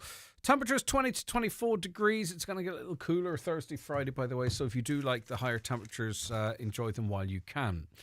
Right, now, a number of Irish women are reporting unplanned pregnancy after being prescribed the diabetes and weight loss drug Ozempic. Numerous social media posts discuss unplanned pregnancies while on Ozempic and similar drugs that can spur significant weight loss by curbing appetite and slowing the digestive process. Professor Alex Miras is clinical professor of medicine at Ulster University and is with us now. Good morning, Professor. Good morning. So are we still exploring this possibility, or do you believe there is some sort of medical explanation for it? I think it's a pretty straightforward medical explanation in that we've known for many years that obesity is associated either with infertility or with irregular periods. So what semaglutide does, which is a medication that you are referring to, is that it causes significant weight loss. And when people with obesity and women with obesity lose weight, their periods can start at any point in time, sometimes unexpectedly. And it is for this reason, together with the fact that they are becoming more fertile, that we are now seeing more pregnancies in those women. The one thing I couldn't see in the coverage I was able to glance over was any reference to this negating the effects of birth control. It doesn't do that? So the semaglutide specifically that you are referring to has not been linked with any problems with the absorption of the oral contraceptive pill. So we don't think that that is the case. We think that it is mostly the weight loss that's driving this increase in fertility. So really, before these changes then, women were simply... I mean, if you have sex without taking a contraception, there must be some recognition that you're likely to get pregnant, and then for this to turn into unplanned pregnancies is what catches me out a little bit. Yeah, so what I mean by that is that the effect of the oral contraceptive pill is not affected, but what is common in these women is that because they have tried in the past to get pregnant, or because they don't have periods normally, they were not perhaps taking contraception too seriously because it wasn't an issue. But now this can suddenly, the increased fertility and the regularity of the periods that can come back at any point in time can catch them off guard. So that's right, yes. Yeah, and of course this too also really, perhaps, and it's perhaps more important than the story generally speaking, highlights that the impacts obesity can have on reproduction and what have you. Absolutely right, and it can present in two ways. One of the ways that it can present in women with the polycystic ovarian syndrome, which is quite common. Other women don't have that, but still don't have periods. and it can also affect men in the same way. Do you think we'll ever come to a point, given the disease that is obesity, do you think we'll ever come to the point whereby Ozempic or other similar drugs will be routinely prescribed for people with weight loss? I mean, we know it happened in the past, and then we know there was a tightening up, certainly in the Republic of Ireland, in prescribing it only to people with diabetes. But do you see it becoming more of a norm in dealing with obesity? Exactly right. So there's two things that we need to be doing. Number one, we need to be trying to prevent the disease of obesity with public health measures. But for those people who already have the disease and they have already tried and explored a number of non-medical avenues to deal with it, it is really important that we offer treatment in the same way that we offer treatment for high blood pressure, high cholesterol. What will happen over the next year or so is that the number of these medications that we will be able to prescribe in the Republic will increase, and hopefully that will penetrate more the public healthcare services. Yeah, and at the moment, is it not prescribed routinely because of the supply? Is it retaining the supply for people with diabetes, or is it a case that we haven't agreed that this should be sort of a mainstay treatment for obesity? Yeah, that's a good point. So Ozempic, which is what you were referring to, is only strictly licensed for the treatment of type 2 diabetes. It is not licensed for the treatment of obesity. Understand that it is being used for the treatment of obesity as an off-license medication. Saxenda, on the other hand, which is liraglutide, is fully licensed for the treatment of obesity, but only for a small number of people who have obesity together with what we call pre-diabetes and are at high risk for cardiovascular disease.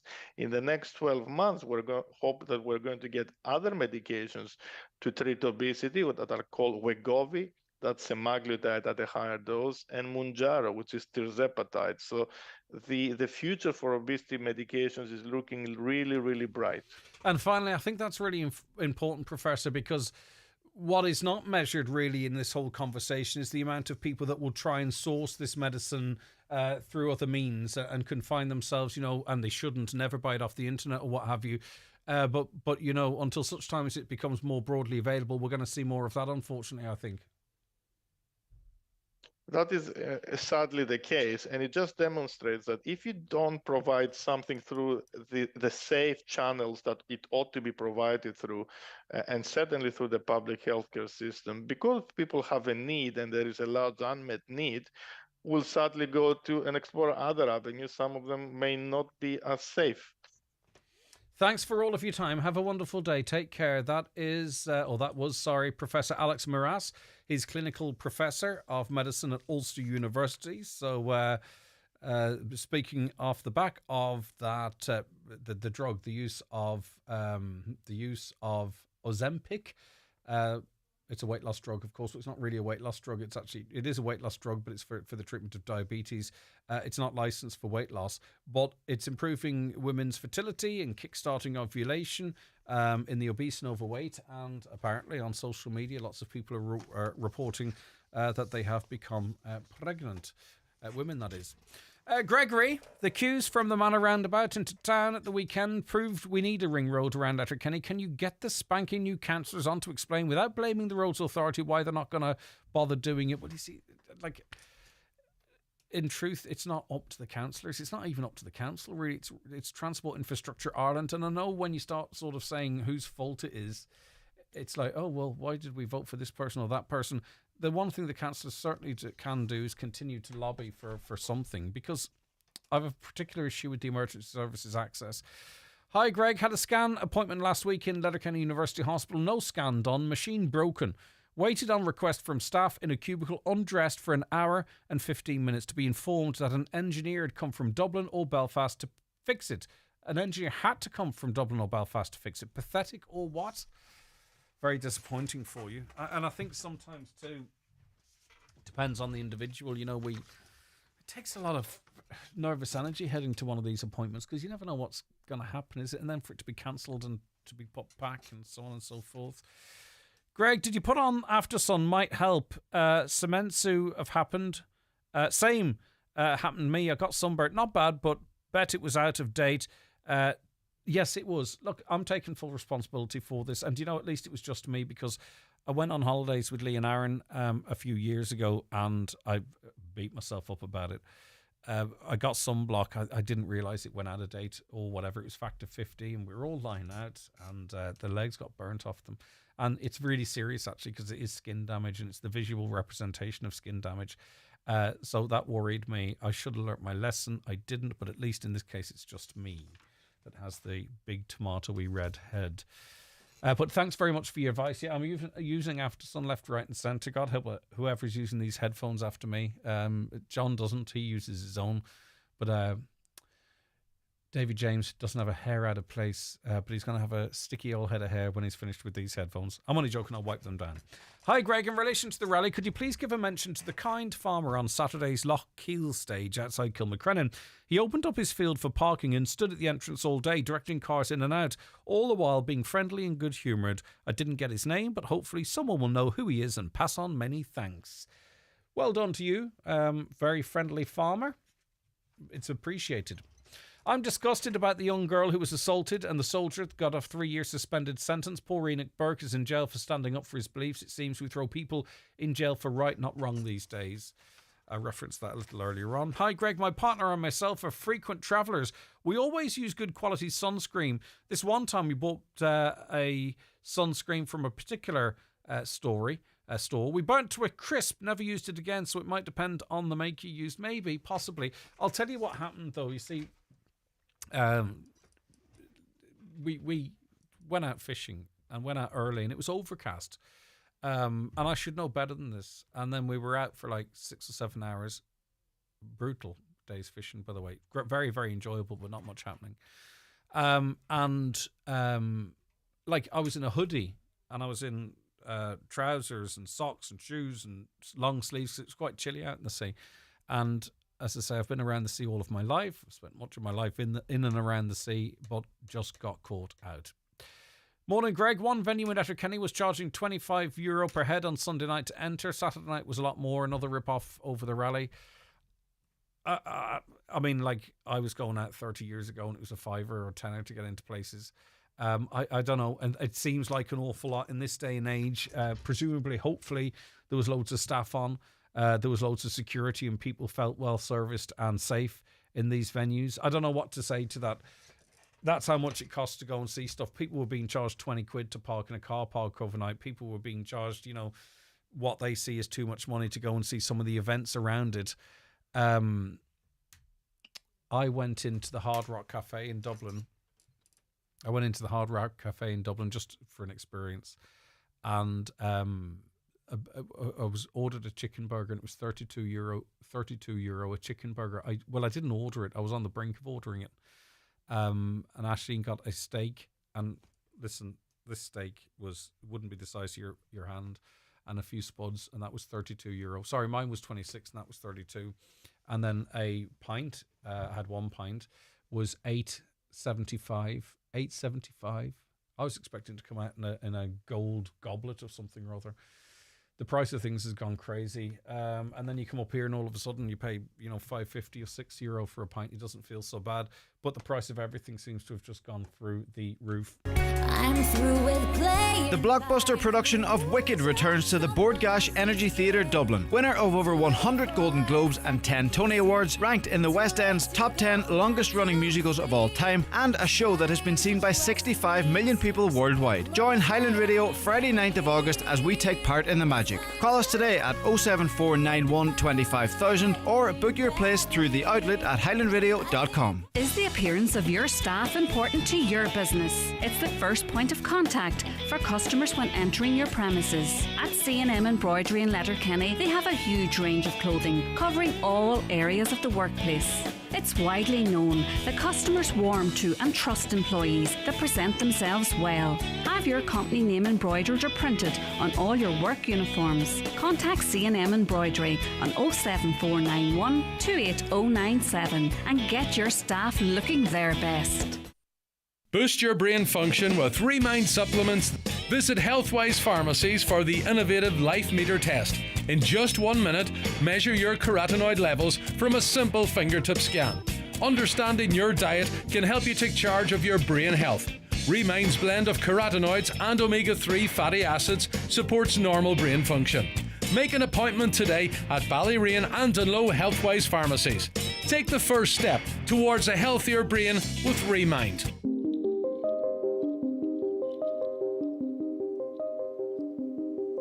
Polestar 2. Get behind the wheel and experience electric performance at Polestar Dublin. Polestar 2. Available to order now for 242 delivery with prices starting from €42,995. Polestar 2. The way electric cars should be. Book your test drive today at polestar.com. If you need an eye test, look no further than Louis Walsh Opticians. Letterkenny's longest established opticians are delighted to welcome patients new and old to their state-of-the-art practice in the Courtyard Shopping Centre. Their latest technology includes a 3D OCT retinal camera, which assesses the health of your eyes in minutes. Private, medical card and PRSI patients welcome. Call 91 21000 to arrange your eye test. Louis Walsh Opticians, Letterkenny. Your vision, our focus.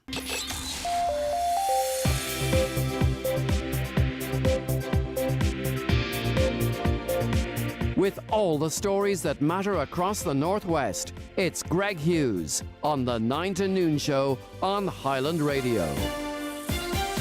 Okay, coming up very shortly, Brendan Devaney is going to be in studio. We'll reflect on the weekend's action, also talk about the quarterfinals draw and what's coming up on his podcast tonight. And also, a little later on, we're going to be talking rallying, hopefully with the winners of the rally in studio, the Donegal International Rally, to discuss their weekend. But at 11 o'clock, it's over to Michaela Clark, who has a news update for us. Thanks, Greg. Good morning. Tributes continue to be paid to Patrick Dorn today, who died in a diving incident in South Donegal over the weekend. The 49-year-old from County Leitrim passed away after getting into difficulty at Teelan Bay during the Northwest Dive Rally on Saturday afternoon. A second man in his 60s was airlifted to hospital. Cahirlock of Donegal County Council, Councillor Niamh Kennedy, has praised the emergency services involved in the search and rescue operation. The HSE is facing mounting pressure to deliver a dedicated neurology service at Letterkenny University Hospital. An outreach service is currently provided at the hospital, with patients also forced to make the round trip to Sligo to see a consultant. Health Minister Stephen Donnelly says he expects the results of a review of the service in Letterkenny to be available in September. There could be a glimmer of hope in the dispute between Aer Lingus and its pilots. The airline has invited IALPA to attend talks aimed at resolving the bitter dispute over pay. 244 flights have been cancelled this week, with a work to rule due to begin on Wednesday before an 8-hour work stoppage on Saturday. Ireland's nomination for EU Commissioner will be discussed by the coalition leaders this evening. It's widely anticipated the current Finance Minister Michael McGrath will be put forward for Cabinet approval tomorrow morning. As part of the coalition agreement, the Taoiseach will choose the nominee. There's a call for Donegal's litter policy to be reviewed and for greater enforcement of fines to combat fly tipping. Councillor Michael McClafferty says a more stringent approach needs to be taken to send a clear message to locals and tourists that littering is not acceptable. He says the county prides itself on its scenery, which is being spoiled by dumping along roadsides. And the cleanliness of Buncrana has slipped according to Eyeball's latest litter survey. The town was deemed clean when surveyed in 2021. However, it's now been ranked 27 out of 40 towns and cities and has been deemed moderately littered. Those are the latest headlines. We'll be back with an update again at 12. Thank you, Michaela.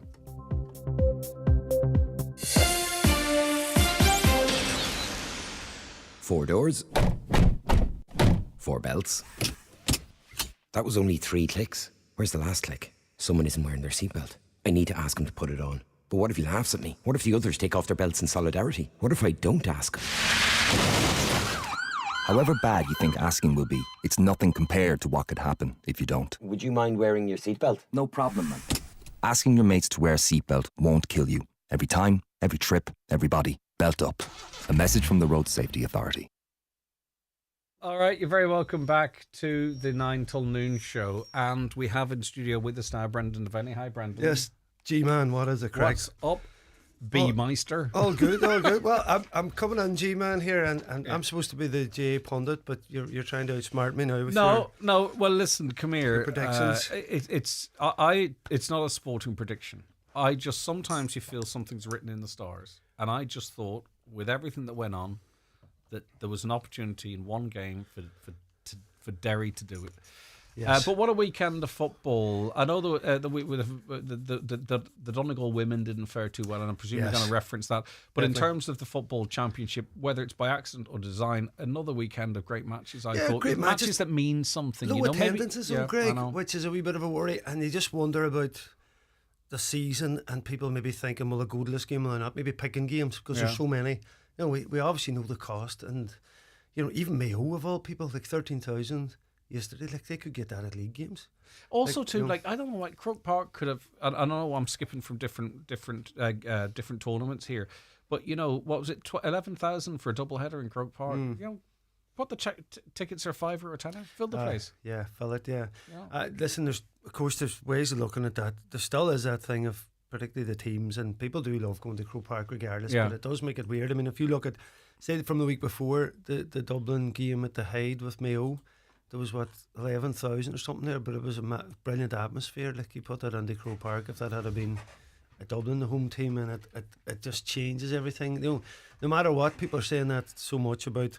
You know, you look at even the Euros going on there now and impact the fans and supporters. You know, you can't beat that side of it. That's why I was a bit disappointed. And if you look at say that Mayo Derry game we started with there, you know, going down to Pennos, why wasn't the Mayo crowd let in behind the goals? I mean, they had to break in. Hey, it's your home advantage. Yeah. Go in and make it awkward for the opposition. Though people might say it's maybe not that sporting, but I was thinking if you're at home and it goes a penalty shootout, surely then you know you've got that thing. And listen, if you're stepping up to hit a penalty, listen, like, you do not want people behind shouting and waving and doing all sorts, but Mayo crash out. And there could have been potentially 3 upsets, I think, instead of there could have been 4 upsets. I think there were 3 upsets. Would you suggest that? I mean, I think Galway were expected to beat Monaghan, but Monaghan heading towards the end of that game had a bit of an advantage, had the wind. You know, a lot of people might have thought they could have closed that out. That would have been something of an upset, would it? It would have definitely. Like, I mean, Monaghan. I mean, they beat Dublin opening day of the league, and they lost every game then up into the draw with Louth in the previous week. Now it was interesting coming out. You know, Kilhane Lavelle last week, who's a cousin of mine, was saying, "We're just forgetting about that. We're concentrating where we're at now," which was, I think, smart enough play of Monaghan. You know, All Ireland semi last year, but they definitely weren't the same team as they were last year. You know, they've had players away and players coming to the end of their career. It felt like this was going to be a tough season for Monaghan, and just that wee bit of craft or guile. And Galway probably have that wee age, and they were at home as well. That went normal the first game, and after that, as you said, the other games went with underdog. Yeah, Roscommon beating Tyrone. Tyrone, you know, seemed to get caught out early on, clawed their way back into it, but will be kicking themselves that they allowed Roscommon to close it out. Would you think? Yeah, 100%, Greg. I mean, you look at Roscommon season, very, I suppose, like, you know, Monaghan's in terms of the relegation and, you know, going out of Connacht, and then even in the group, they beat Cavan to qualify in a bit of a shootout. So we were thinking if they do that same tactic with Tyrone are going to sit, like we've seen them play against Donegal. They'll have good defensive shape. So we thought they'll nullify the Roscommon threats and then hit them on the break. But Roscommon didn't play like that. You know, it was a real masterclass of tactics and get up and at you. And 3 points in the first half. I mean, Greg, if I'm a Tyrone supporter, I'm like, what is going on in the world? You know, it was absolutely shocking first half. Now, they clawed their way back second half, in fairness, but you're at home. It's knockout championship. And again, going back to poor crowds. Shocking crowd at that game, Greg, you know. Is there, like, as I say, I'm sitting at home watching these games, right? So I'm entertained because the games mean something, and I want something to mean something, right? But if you have Derry that sort of, you know, beat one Division 3 team and get through, and then you look at Tyrone's season and they had a bad result against Roscommon, is that fair? Are we getting the fairest, best last 8? Yeah, well, if you are... Just as using those two as an example. Yeah, well, if you hear Jarlath Burns rhetoric, it was to be in for 3 years, Greg, so next year should have been the last year before it was reviewed. But Jarlath Burns, the new GA president, he's made a few sound bites that he's not happy about the way it is. So I think it probably needs a tweak and a change. Maybe, I think possibly, if you had a system where you had maybe an open draw and you had a second chance, and then maybe you had a bit of time between games. I think that would be better. These games, constant games, or everybody gets the games and gets an opportunity, another opportunity. I don't think it's maybe igniting the love of the game. You know, yesterday or Saturday, Sunday, there was some definitely interesting games, and now the quarterfinals. A lot of people say it's the real All Ireland now, so there's a lot of football being played. But the problem with the quarterfinals as well is, though, they are manufactured. So you had a 3-stage draw this morning, right? So to some extent, the quarterfinals were predetermined by nothing on the pitch. Yeah, certain teams. Now I can understand why, but when you sort of have 3 pots, there's something wrong with it. And the semi-finals could be the same as well, so that it is a manufactured draw. Now, if this was happening behind closed doors, you'd go, "Oh, the fix is in." But it's actually happening in broad daylight, and this is seen as the system. There just seems something a bit strange about designing a quarterfinals. Yeah, I think the issue is championship, right? If you've got a league format, that's what the league is for. If you have championship, it's supposed to be like cut and thrust. It's supposed to level up. Now, what we've got a mixture because of the group games of leagues versus championship, and then it gets down to knockout. That's why I was so shocked by the likes of Tyrone in terms of performance. Like if there's any game you were going to really go at it, was that one. Yeah. But are they caught in that loop of, the league's pretty important, and then you go into the championship, Ulster, and they had that bad defeat to us, and then they go through this good performance against Cork. I just can't figure out what's happening there. But our players now struggling to go, right, boom, this is knockout championship now. Because you could say the same with Cork, couldn't you? Yeah, you would think that they would be hopping, yet they played probably their worst half of the season in the first half. So I think everybody's getting a bit affected by that. The crowds are getting affected, the players are getting affected. We need to get back to a stage where we create championship. It's almost as if it's designed for telly. Yeah, that's the thing as well. It feels like it's a little bit designed for telly. Did you hear? Listen, obviously the senior championship, the All Ireland, is the main product. So how are they getting the max out of that? And then obviously the club got pushed back. Now they've tried to help the club and split season. But now I think the way this season has gone, you can tell that nobody's happy with it. Nobody at all. For a variety of reasons, and even the pressures putting on players and people in the pocket and that. So I think it needs to go back to a stage where you go into that group stage, if you had 2 groups or whatever, and there was an open draw and you're allowed to lose a game and you could get a second chance. I think that is the way to play championship, because at least if you've one opportunity to come back, you give it your all, and there would be a buzz about that. So we have to make sure now next week we don't do a Tyrone or a Cork against Louth. That's it. But that's the Jim. This is. I was just saying before we come on air here. That's what we expect from Jim McGuinness, isn't it? He makes sure that we don't have the off day like Tyrone and Cork had. Yeah. Well, listen, how we treated Clare, I think, was very, very professional and looked really good. The week off now. So heading to Croke Park, that whole buzz of going to Croke Park is unreal as a player, and it's a big game, and you're going to have big crowds. The buzz is around it. You're rested now, so just waiting on the word on Jason McGee as the big one. Like, whether he can make it or not is massive for all Donegal supporters and for him himself and the team. So the thing about reading into different games, listen, we read a lot into the Cork victory over us. How good were Cork? Tyrone, then the Tyrone team that were terrible the weekend, beat them, and then they lose to Louth. So we keep reading the team off the performance of another. Now, we read the Mayo team off the performance of their game against Dublin the following week and said, wow, there's something in this Mayo team. Yet in the first half, they were absolutely terrible again. Now again, they did play well in spells in the game. They came into it in the second half, so did Derry. They were dead and they come back. But again, they're a point up. They're a point up against Galway. They're a point up against Dublin. Callanan fists that ball wide, and you're just like, oh no. Like, you could have recycled the ball. They could have kept it.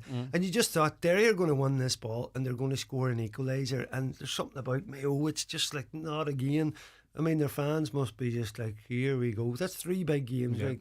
And they've been in the position to win them. And it's just, you wonder what is going on.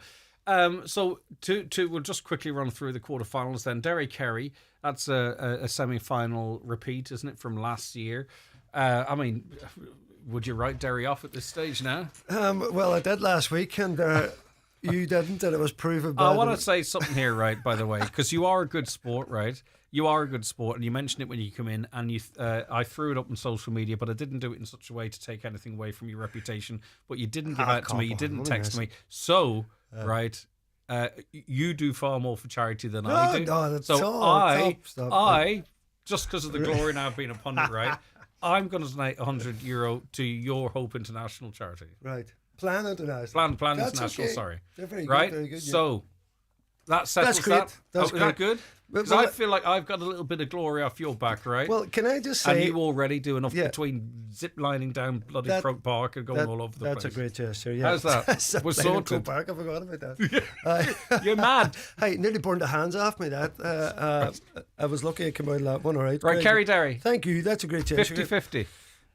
No, it's Kerry, isn't it? Aye, big time. And, you know, if you look at the Derry defence, go back to what they're doing, back to basics. Don't concede silly goals. Don't be caught up the pitch, as we thought they would do after Donegal. For some reason, they didn't seem to catch it. Now, Westmeath the previous week, poor old match. It's hard to describe what went on. She just thought, right, Mayo will beat them.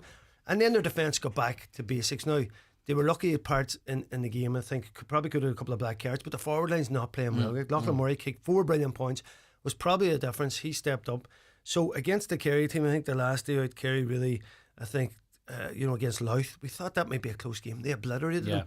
So I think Kerry they're building up towards this. I can't see how they're going to hold that or outscore that Kerry forward line. Have Armagh versus Roscommon, have Roscommon had their game of the championship already?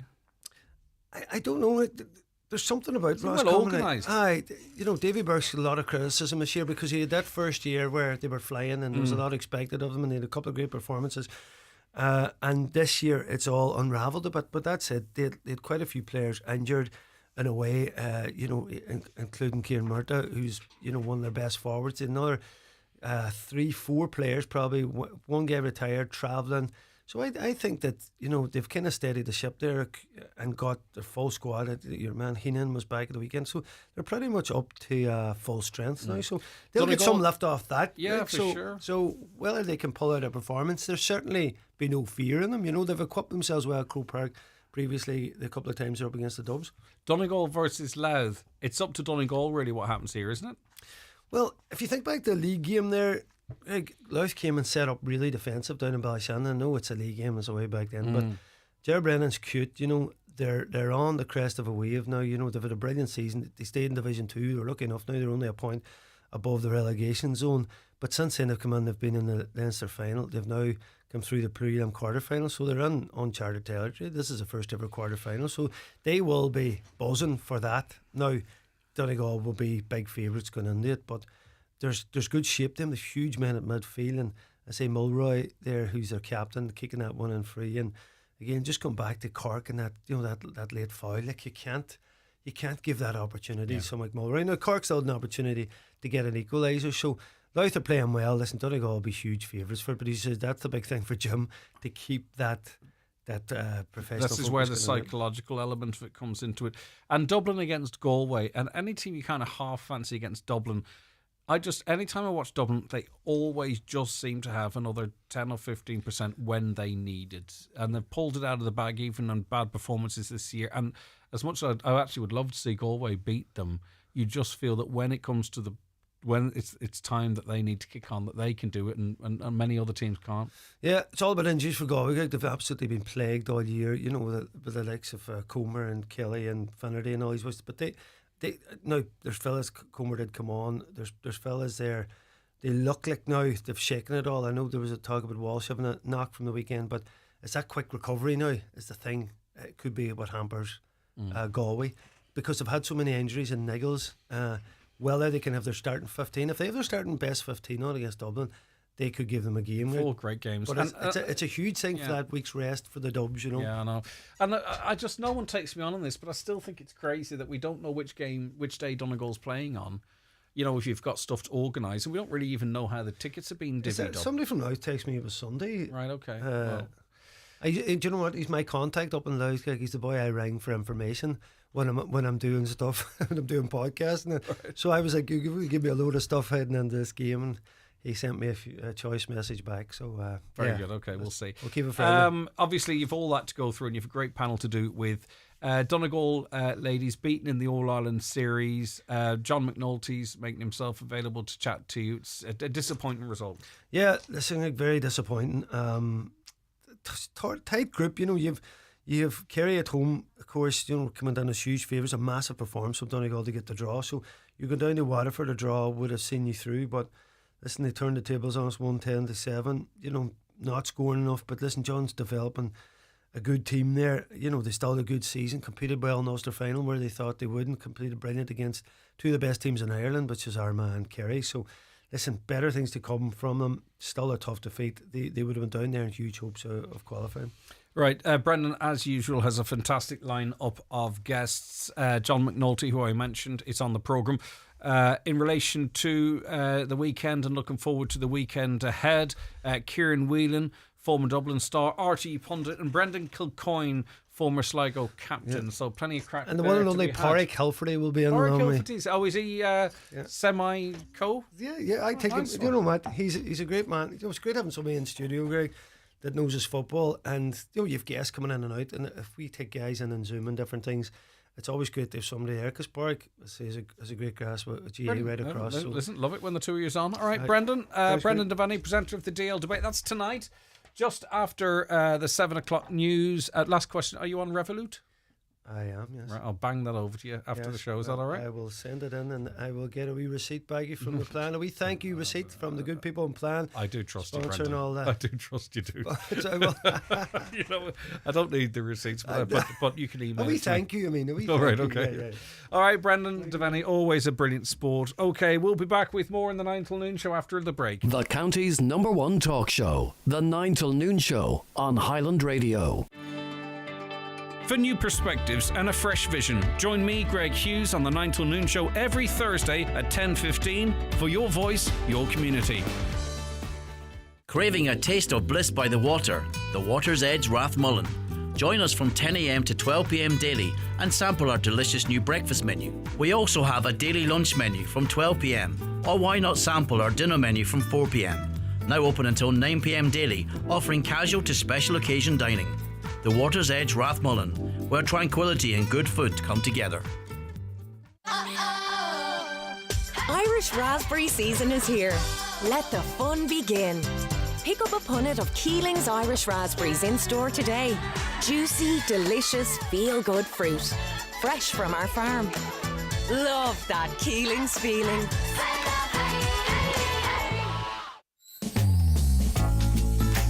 McCullough Jewellers in Letterkenny are synonymous with fine jewellery, quality watches and giftware. With stores at Main Street, Letterkenny and the Letterkenny Shopping Centre, or online at ormccullough.com. You can choose from their quality product range in a relaxed atmosphere, and their sales staff will be happy to help you make the right choice, whatever the occasion. McCullough Jewellers, making moments magical for generations.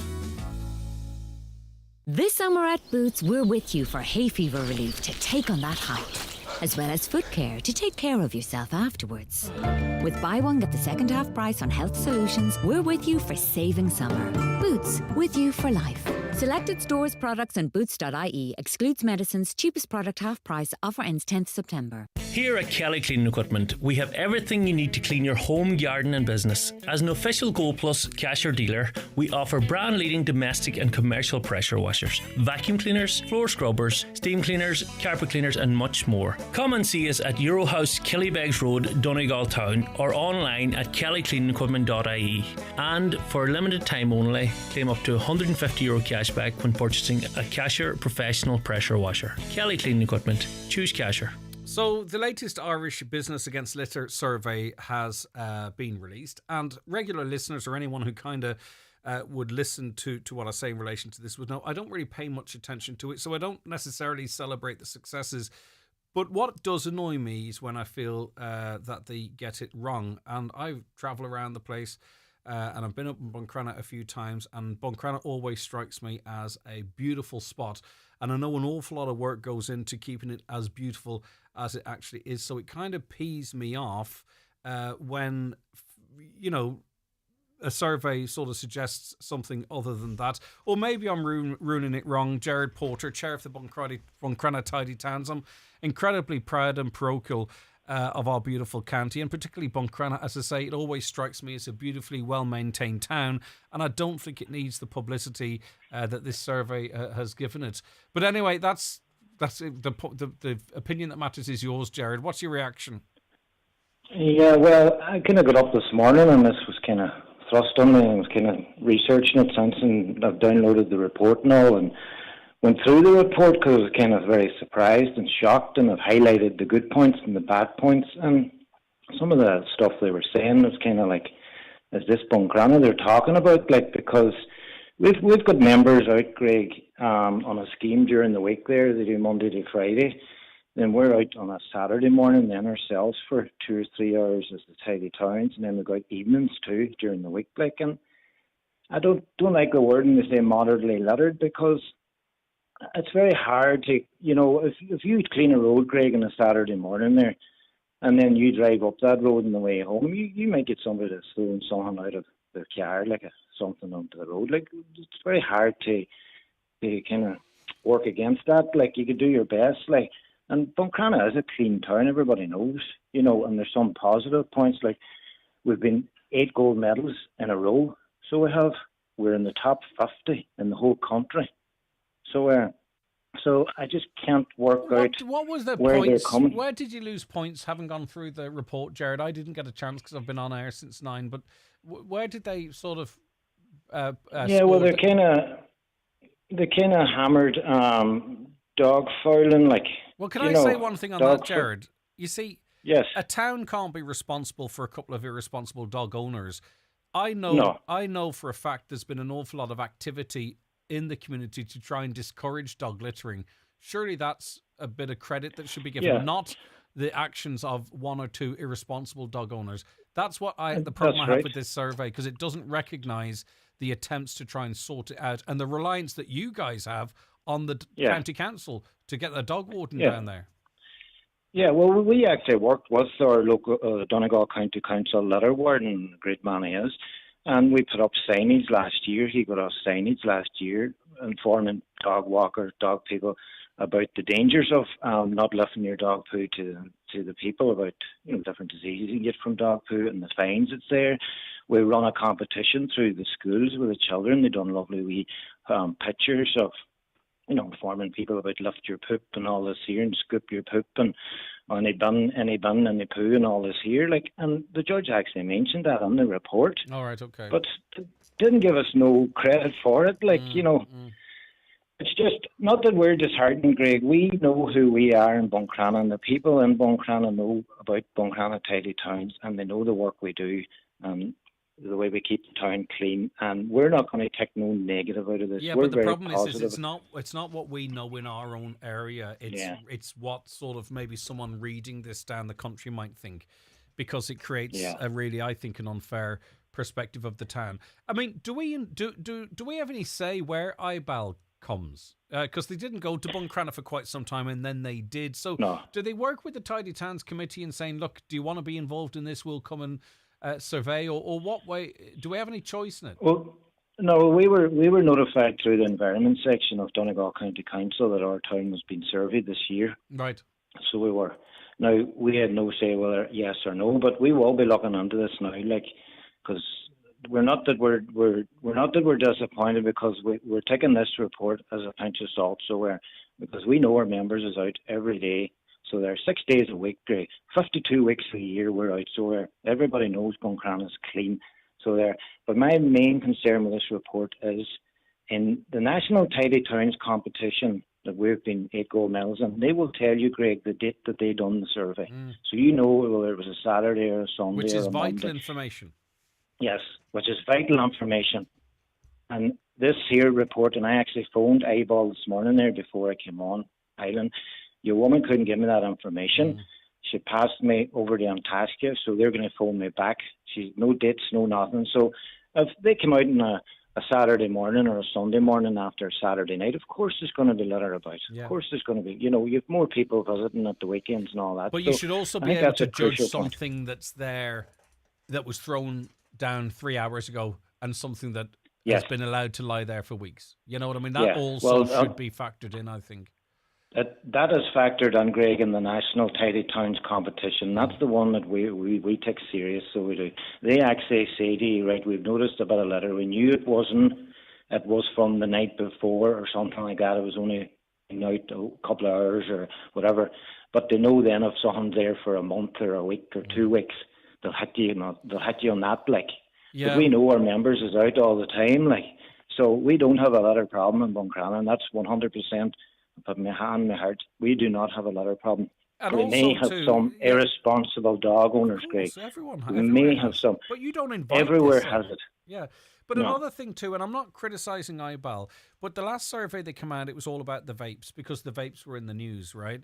Yes. And this year it's about the plastic bottles because the plastic bottles in the news, and just the press releases. It just seems designed to get as many clicks and radio interviews and newspaper articles as possible. Where are the vapes now? Yeah. I mean, the whole statement the last time was about vapes, not a mention about them this time, but it just so happens that now plastic bottles are not being seen as much because of the deposit return scheme, and it just seems to be, I don't know, it's something about it, Jared. But listen, I'm not saying anything untoward's happened, to be clear, and I don't want to be over parochial and over proud of our own area, but I feel I have to bat for Buncrana because it is a clean town, as recognised by the Tidy Towns. 8 gold medals do not lie. We know the story. I just don't like Buncrana being run down nationally. I'm just going to be honest with you. And we're top 50 in the whole country, Greg. Yeah. Top 50 in the whole country. So yeah. Right. So I don't know. We're not too downhearted about it. No. We know who we are. We're going to stick to our guns. Right. We've got great volunteers that go out there all the time. And let us know if you find out if they do tell you when they visited. I think that's a critical piece of information, Jared.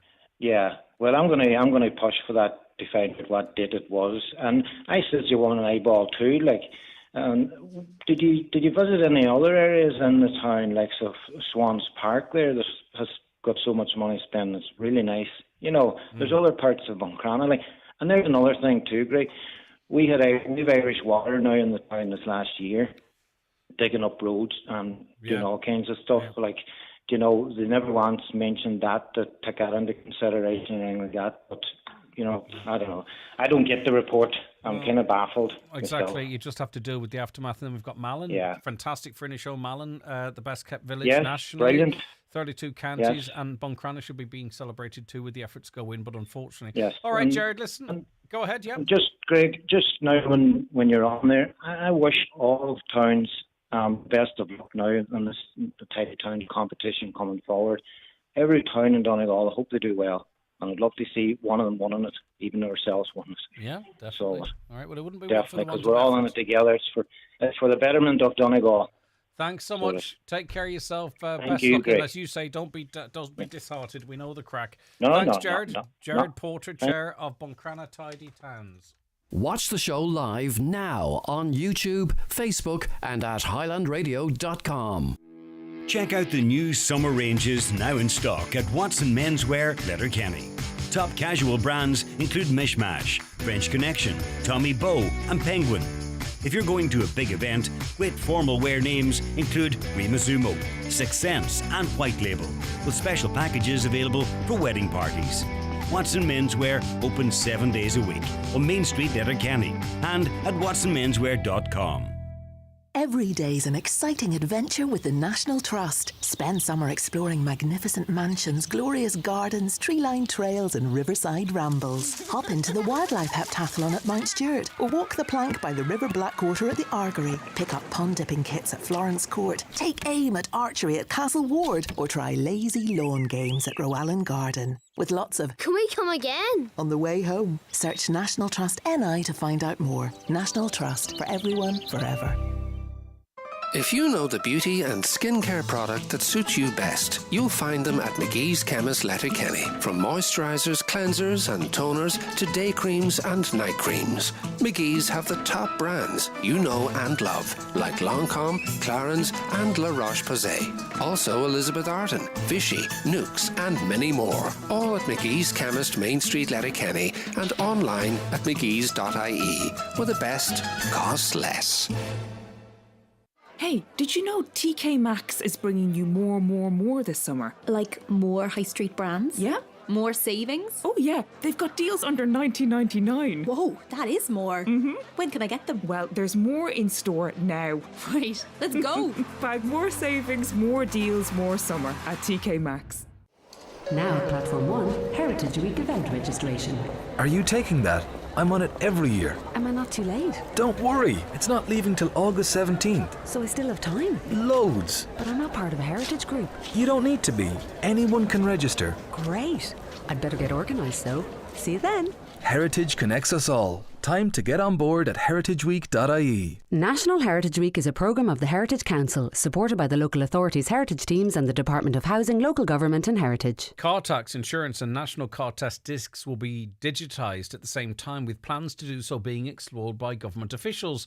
Operators in the insurance sector believe car documentation is likely to go paperless from the start of 2026. Motoring journalist and editor of CompleteCar.ie, Shane O'Connor's back on the show with us. It's inevitable, Shane, isn't it? Shane O'Donoghue, but yes. Sorry, Shane. I beg your pardon. That's my mistake. Well, it's not actually my mistake. I've spoke to you enough now to know your surname, even if it's written wrong in front of me. Shane O'Donoghue. This is inevitable, isn't it? I'll just cut that out. Absolutely. I think the question really is, why isn't it being done already? For a long time, I and I'm not alone in this, have wondered why we're taking up so much of our screen real estate with big discs and the big disc holder. And actually, that's a safety issue, I think, in terms of visibility. I can't get them in anyway, to be honest with you. The NCT one is normally a struggle for me. I think too, though, with the advancement in technology, i.e. where, guards scan number plates, that's the way forward, isn't it? Because even with the Donegal Rally this weekend, Shane, what we did see is, fraudulent documents, which not every guard's going to spot, right? So you really need another way of checking. Yeah, 100%. We're seeing a much bigger rollout of the ANPR system, Advanced Number Plate Recognition System, in Gardaí cars. And that's going to be a bit of a game changer. If there's widespread use of that, then that's by far the best way of doing it. What they do, just so your listeners might know, is the cars automatically scan registration plates of cars going past them. They can do that quite a fast rate, and they flag up in the cars themselves to the Gardaí driving if there are issues, and it's very quick. It shows if the car is taxed, if the car is insured, if the car is NCT, etc. So why wouldn't we only have that system? As you say, it's relatively easy these days to falsify a physical document. But we know the high rate of uninsured drivers we have, Shane, and we end up picking up the bill, for that. It really is important, isn't it, that the Garda's toolkit is very, very robust, because we don't want this leading to a point where people goes, I haven't seen a checkpoint in 6 months, sure, I'll just drive with the screen blank. No, that's right. And actually, I think you've touched on a really important point there. As well as having this technology, which does appear to be, on the way and is being rolled out better than ever, we need the Gardaí, we need the resources. And that's something we've touched on the show before, that we don't have enough of that. I mean, obviously around the Donegal Rally was a big presence, and that's to be expected. But to be honest, we kind of need, maybe not that level, but we need a presence all the time. And this technology should make that easier. Now, we've seen in recent times talk from the Gardaí that uses ANPR already, because it's not a brand new thing, it's just not so widespread. And they've suggested in public that they actually don't have the resources to follow up every alert that pops up in the car. So, they're driving along and they're seeing dozens and dozens of alerts, cars are going by, but they're basically only picking out the more serious ones, if you like. Yeah, interesting. And also too, I think, say, for instance, with checkpoints, at the moment, the most Gardaí have is access to a mobile phone, inputting number plates, a little bit cumbersome as well, and maybe actually, given the ropey mobile coverage there can be, not very effective. So, two things are going to have to happen at the same time, I think, Shane, for this to be successful and not lead to more uninsured drivers on the roads. Absolutely, yeah. It's not just a one-pronged approach, as you said. So yeah, the technology looks like it's on the way, great, but we need more resources. We need more Gardaí on the roads every day, and they need to have those resources to hand and be properly supported. But I suppose the upside of all this, and we need to be positive as well, is that it'd be great to be getting rid of a big obstruction on your windscreen. Yes, that seems to particularly annoy you, Shane. It does, I'm afraid. I mean, when there's such a focus on protecting the vulnerable, so pedestrians. Because if you look down to your left, that is where you could have someone, stepping out. Or it genuinely makes sense what you're saying. It does, you Yeah, know, I think it's especially quite in a important, to be critical honest. area. Yeah, for sure. Shane, When the car makers, yes, go sorry, ahead. Greg, just No, last no. thing, the car makers, when they, when they're designing their cars, when they're producing, they're under strict regulations in terms of the shape and size of the window and visibility. And then we're sticking this big thing on top and blocking half of it. For sure. Okay, listen, Shane, thank you very much for your time. Shane O'Donoghue, motoring journalist and editor of CompleteCar.ie. Can you imagine that when you get your tax disc and you're breaking around the little dots and you rip it and all that kind of stuff, and then trying to shovel it into the slot from the driver's side, when of course I should get out and do it from the passenger side. Right, it is the 9 till noon show. I'm going to take the quarter to break early, and that'll give us a chance to maneuver our rally guests into studio. Stay tuned for that, especially if you're a fan of the rally. Do you need a UK address? Save hundreds of euros on custom charges shopping online with Space Hub Dairy. We provide a full virtual address mailbox service for all your business and personal use. Save hundreds, possibly thousands, on custom charges with Space Hub Dairy. Call 048 7187 8077 for more details. Pre-orders for the 242 models have begun at iMotors, and you won't want to miss these incredible offers from Nissan. Enjoy 3.99% finance across the entire Nissan range, including the SUV of the year, the Nissan X-Trail. Prefer electric? Get 0% finance on the Nissan Leaf, or save a whopping €10,000. Visit our showroom in Drumkeen or Malin today and take a test drive. These offers are limited, so hurry and take advantage now. iMotors, fearless generation. Looking for that Brooks experience? Try the new range at bmcsports.ie. New Ghost Max, Glycerin 21, or the Adrenaline GTS 23. Step into our safe size experience so we can fit the best trainer for your foot. Let us make your trainer experience the best it can be. Brian McCormick Sports, Main Street, Letterkenny. For over 125 years, Donegal Creamery's milk has been brought to you daily from our dairy at Crossroads, Killygordon, the longest established creamery in the region. By choosing Donegal Creamery's milk, you're supporting local jobs, local families, and over 200 dairy farming families across Donegal in doing what they do best. Producing delicious fresh milk daily. Donegal Creamery's milk. Donegal's milk since 1899. It's time to transform your smile with the help of Blue Poppy Dental, Letterkenny and Donegal Town. Their expert team offer orthodontics, teeth whitening, implants and composite bonding all in-house. Start your journey by calling 074 97 40404 or easily book your appointment online at a time that suits you through their user-friendly patient portal at bluepoppydental.com. Blue Poppy Dental and Orthodontics, Letterkenny and Donegal Town. Proud supporter of the Donegal LGFA football camps. Highland Radio weather updates brought to you by McElhinney's. Support a local Donegal business with McElhinney's. From fashion to home essentials, find everything you need for any occasion. Shop McElhinney's Ballybuffet for quality you can trust. So a mix of cloud and sunny spells today, staying dry for most though. There will be the odd isolated patch of light rain or drizzle. Temperatures 20 to 24 degrees in light southwest winds. Some light rain developing in the evening.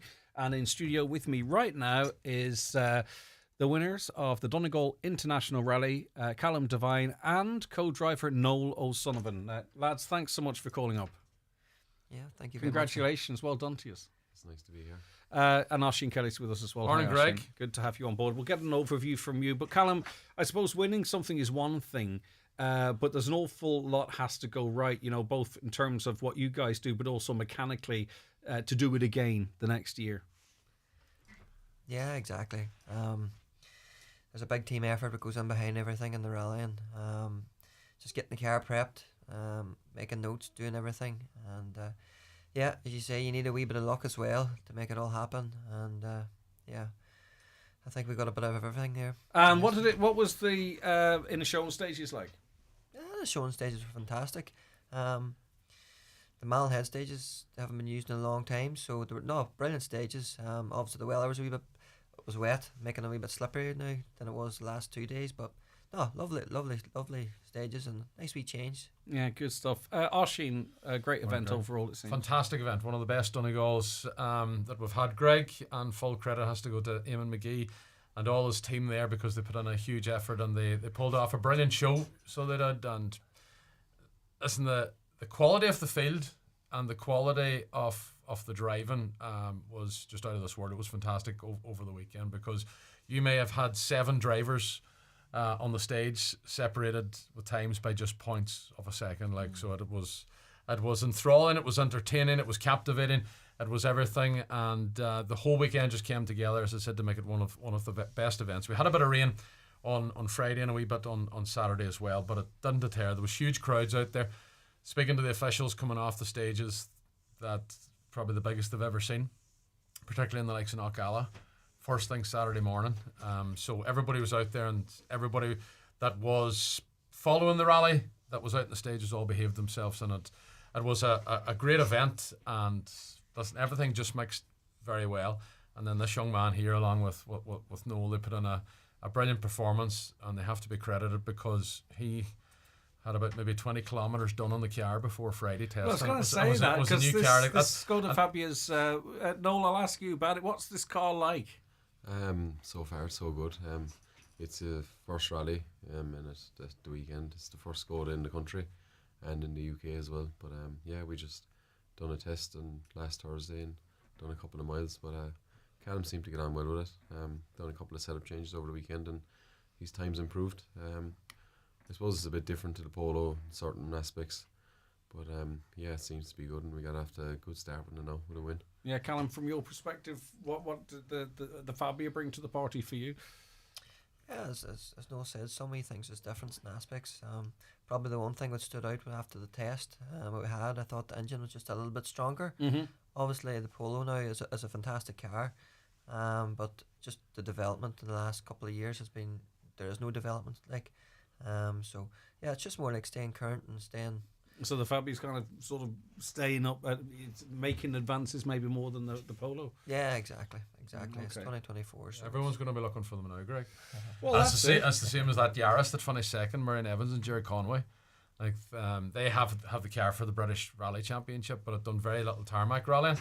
They finished second overall. So 2 brand new pieces of machinery were in Donegal this weekend for the very first time and competing at an international level for the very first time. And both filled the top 2 spots. Yeah, for sure. What else stood out for you, Ash, over the weekend? Oh, what else stood out? Well, apart from the performance of these two here, and obviously the battle at the front, because you have some of the most talented drivers in Europe competing in Donegal, and they're all Irishmen, and then you throw in the mix, obviously, Matt Edwards. To watch that battle unfold was fascinating. David Kelly and Dino Sullivan, we have to mention them. They were the highest placed Donegal crew. And we'll call a spade. Nobody would have thought that David Kelly would have been in a podium position come only Sunday. 26 seconds off the pace. Yeah, and he admitted that himself. But what a drive. What he was doing on Saturday. He was beating Matt Edwards. He was beating Callum Devine. He was beating Marion Evans on stage times. I think he may have ended the weekend with maybe 4 or 5 fastest stage times. He's never had one before in Donegal. And he beat Matt Edwards into 4th. And he beat Matt Edwards in the overall standings. And the 4th. So that was another story. And obviously the Milkman as well, the 2-wheel drive category, which a lot of the club men like this side of the rally. It is very entertaining. The 2-wheel drives, the modifieds. You feel for Kevin Geller and Ryan Moore. They led most of the weekend, but it's a marathon event and mechanical issues happen, and they had one yesterday on Fanad, which handed the lead to Declan, but that's not taken away from Declan's performance, because you have to be in position. What he put that car through, if you look at the times of the rest of the field in the modifieds compared to those 2 guys, and particularly the Starlet, that probably is a step down from the Darien. For Declan to have that car so close was fantastic. So congratulations to him. And there's Kerry men winning all the time, Greg. We have a Kerry man here in Noel. John McCarthy's a Kerry man that was along with Declan. Jared Conway second overall. And Jared Conway second overall as another Kerry man. He's a dairy man. So is Callum. They can sort it out. They can sort it out next weekend. We needed a couple of Donegal boys to step up, and David Kelly and obviously Declan Gallagher done it. But listen, it was great, Greg. It was a fantastic event, and to see the action out there and the times and how everybody was so close and how the various different battles evolved and the different classes, and even the likes of young Ryan McHugh, who had a big battle on Friday with Kyle McBride. It's the little individual. Callum thing, at one stage was like them. He was the young driver in that class with lots of potential and would become a star of the future. Ryan McHugh and Kyle McBride, them young men are like that as well. And we see it with David Kelly too. He came up through the ranks, and now he's in a and a top class polo, and he's got himself a Donegal podium. And there's no doubt he'll want to come back next year. Yeah. He might be looking, you know what, maybe I'll change my car. I'll look for more up-to-date machinery and have a crack at. This is the way the sport evolves. So Yeah, but I presume it lights on a fire under, Volkswagen, what have you, to sort of say, right, people are starting to favour other vehicles now. Well, there's a reason for it. They're not involved at the top level anymore. All right, okay, so they're out to the some polos, extent. yeah. Okay, so that's So why they're these stuck at cars the were here level. for a certain period of Gotcha. time. Understood. But they're not. You want to go with the most up-to-date technology, and it seems to be that the Fabia and the Yaris are on it. I think, Noel, it was you last year. I was talking to you about what you drive. Well, I think it was you. It was BMW you drive, is it? No, was that you, Callum? I can't remember which one of you it was, but anyway, you were talking about. It was very funny because someone took a clip of the interview and then one of you driving your cars. Oh, I think that was Josh, was it? Was it? Might have been Josh the year before. Yeah, was it the year before? It was the year before. No, Josh. it wasn't. It was last year. Was I'll it? get it anyway. 'Cause Right, it's one of my smoke. I know the video you're on about. Yeah. I think he said he was driving a Mercedes or something like that, was it? Or was it? Sure. He drives There it was a video. handy. All right. Oh, I'm sure that was last year. Right. Anyway, I'm wrong. Lads, what's it like driving in Donegal? With the speed that you're travelling and everything, do you be conscious of the spectators and the joy that you're giving them, I wonder? Or do you just have to be so focused on what you're doing? Yeah, obviously the battles there all down through the field. There was a couple, as Oisin touched on there, the top 5, 6, 7 was points of seconds. Like it's obviously has to be fascinating for people watching. As Oisin says, the crowds have been fantastic over the weekend, large crowds. So yeah, you obviously get some sort of sense that there's a big enjoyment for everybody outside it, and obviously when the weather's good too, it just makes it that wee bit better, doesn't it? But But you see the joy in the drivers' faces when they come off when you're at the end of stages. And obviously, like Killian there and on the pace notes, does huge work. Speaking to every driver coming off every stage. We were there beside him at the weekend. Declan Gallagher probably stood out for me because he came off High Glen on Saturday, smiling like a child from ear to ear, and saying that this is the way Glen Village should be run. This is a rally driver stage. Glen going. He's not the head. Callum's agreeing with me that it was Christmas Day to Declan Gallagher, so it was, and he was bringing joy to himself in the car. But then you speak to people then about what Declan Gallagher was like going through Glen Village. Like the pace he was on was serious. Plus, the joy for me is that that's the route I travel to work, so all the potholes get filled. It's fantastic. Really appreciate your efforts. But back to the fans though, is the 7, 8, 9, 10, 11, 12-year-old boys and girls that that I would relations or have around me, and they look up to you guys like you're like the Ronaldos or the Michael Murphys or the whatever. Like they just hold you in such high regard, and they have access to, if the parents can get them to different parts of it, they can get to meet their idols, and they're the stars of the future potentially. Josh. Oh, there's no doubt about it. That's it's the same as the football. It's the same with the Gaelic. When you have stars winning the sport, young people want to look up to them. And listen, there's no doubt that there's a young Callum Devine there, as the young Marion Evans, or there's a young Declan Gallagher there that's 10 years of age watching what was going on at the weekend. You see them at the finish ramp, Greg. Might even go back to the start actually on Thursday night. The crowds down the town for the ceremonial start. It's been a very long time since we've seen a gathering that big on the Port Road for the start of a Donegal International run. I think the venue suited it for the start as well, because there was a bit of extra room around the front of the theatre. But the general consensus was that the ceremonial start was the best in a very long time, and there was a lot of young children there, and you could see them at the barrier, and they've the posters and they've their rally merchandise. They're looking for these guys to sign. So there is future stars in there. So there is, and we'll wait to see what happens. Yeah, all right. Down the line with them. So, Callum, what's next for you guys in the car now? Next event us is the Tarmac. We're just continuing with the Tarmac Championship. It'll be the Ulster, I think, in August. It'll be. So there's a bit of a break now, which is it's a bit of a welcome break too, because it's been busy right up to Donegal there. So yeah, there's two final rounds of that. We'll go to Ulster and then Cork. The final round in Cork will be in October date, is it? Yeah. October date now. Callum won the championship last year, so he's defending that, and he admit himself that the first part of the year didn't go the way that he wanted, but the last 2 rounds he's won both of them, so he's right back in the mix again. You switched cards. You switched cars mid-season. Yeah, well, is that unusual? Is it? Yeah, it is unusual probably to switch cars. Yeah, maybe at the start of the year when obviously you get bedded into the car, but yeah, before Donegal was probably a bit of a bold thing to do. thinking, Obviously, we were on the polo prior to Donegal and we won the event, so it wasn't like it was doing anything wrong. But yeah, look, we changed the Skoda.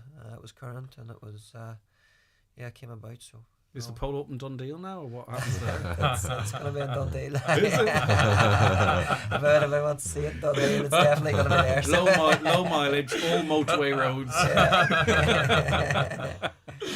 Yeah. Right.